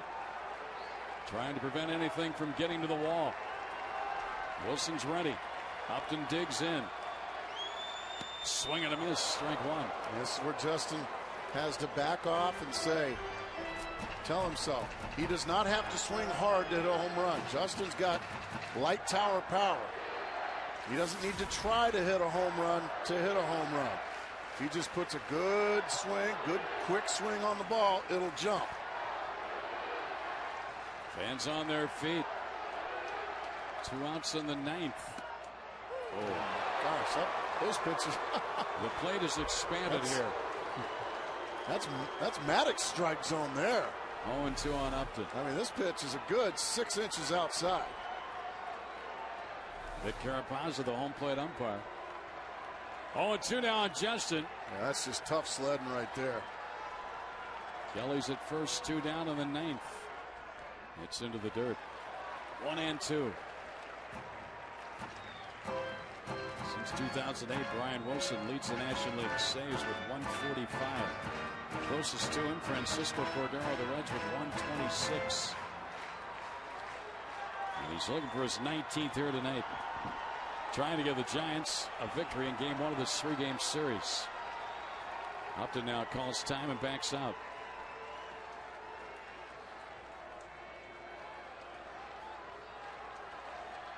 Justin with 34 runs batted in. Kelly Johnson walked with 2 outs. A tying run at first. A 1-2 pitch. Outside, 2-2. Drew is next. Well, here are these Diamondbacks battling again. And another 1-run ball game. For both teams. Giants 18-9 in 1-run games. Diamondbacks 14-8. 2 outs in the 9th. Tying run on. 2-2 pitch to Upton. 3-2. Now Johnson will run. Now any double down the line or in a gap is going to tie up this ball game.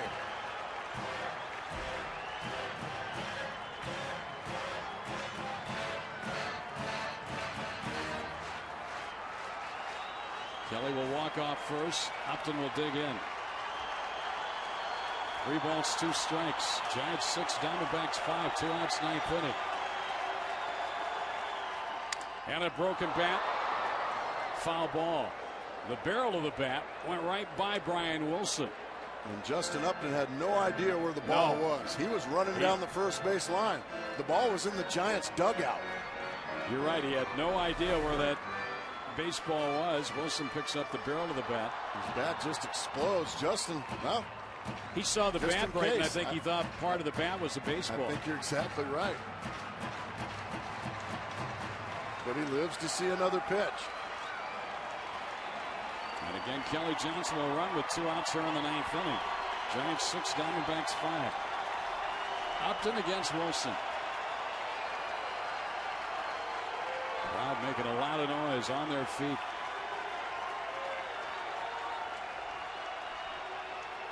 Here we go. And a foul first base side, and that will be out of play over the dugout. Yeah, Justin in survival mode, but if you stay alive, you might get a mistake. 20 pitches for Wilson. 10 have been strikes, 10 have been balls. He walked Johnson with 2 men out after retiring the pinch hitter Bloomquist and Roberts. Upton's up there on a 3-ball, 2-strike count.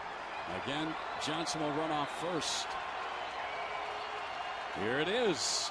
He walked him, and Drew will be the batter with 2 on and 2 out. Now the tying run has moved into scoring position.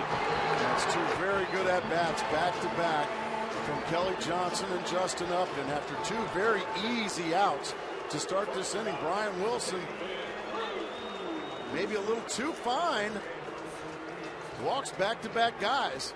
Now Stephen Drew, who's had a double tonight in 4 trips, he's got a chance to win the ball game here with an extra base hit. Drew digs in against Brian Wilson. Johnson the tying run at second, Upton the winning run at first. And he's strike 0-1.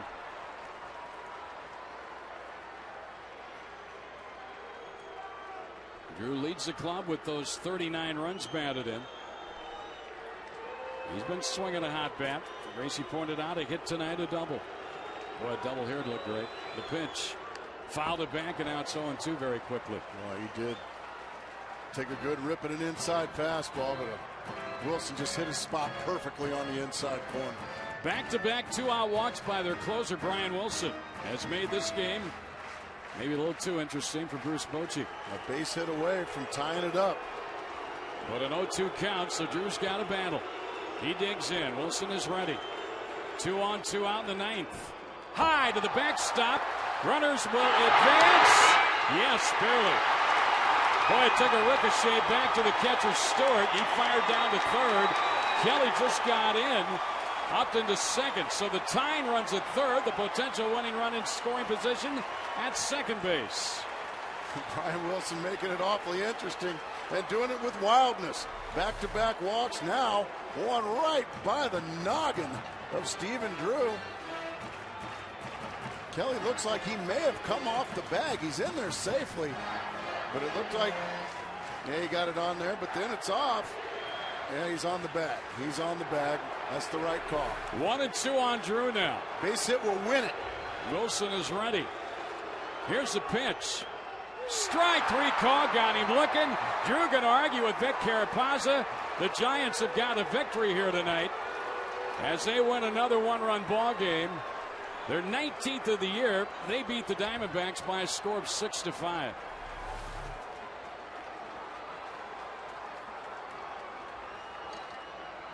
Well, you be the judge. That's too close to take. At the end of the day, it's too close to take. The Diamondbacks get a couple of walks, a wild pitch. They move the potential winning run to the scoring position.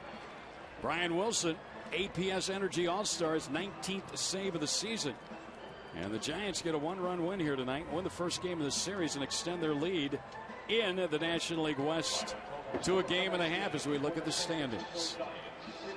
Well, it's only 1-3, but the Giants made a statement in the opener. Diamondbacks battle long and hard, but they come up a run short. Diamondbacks' first one-run loss at home this season. They're now 9-1.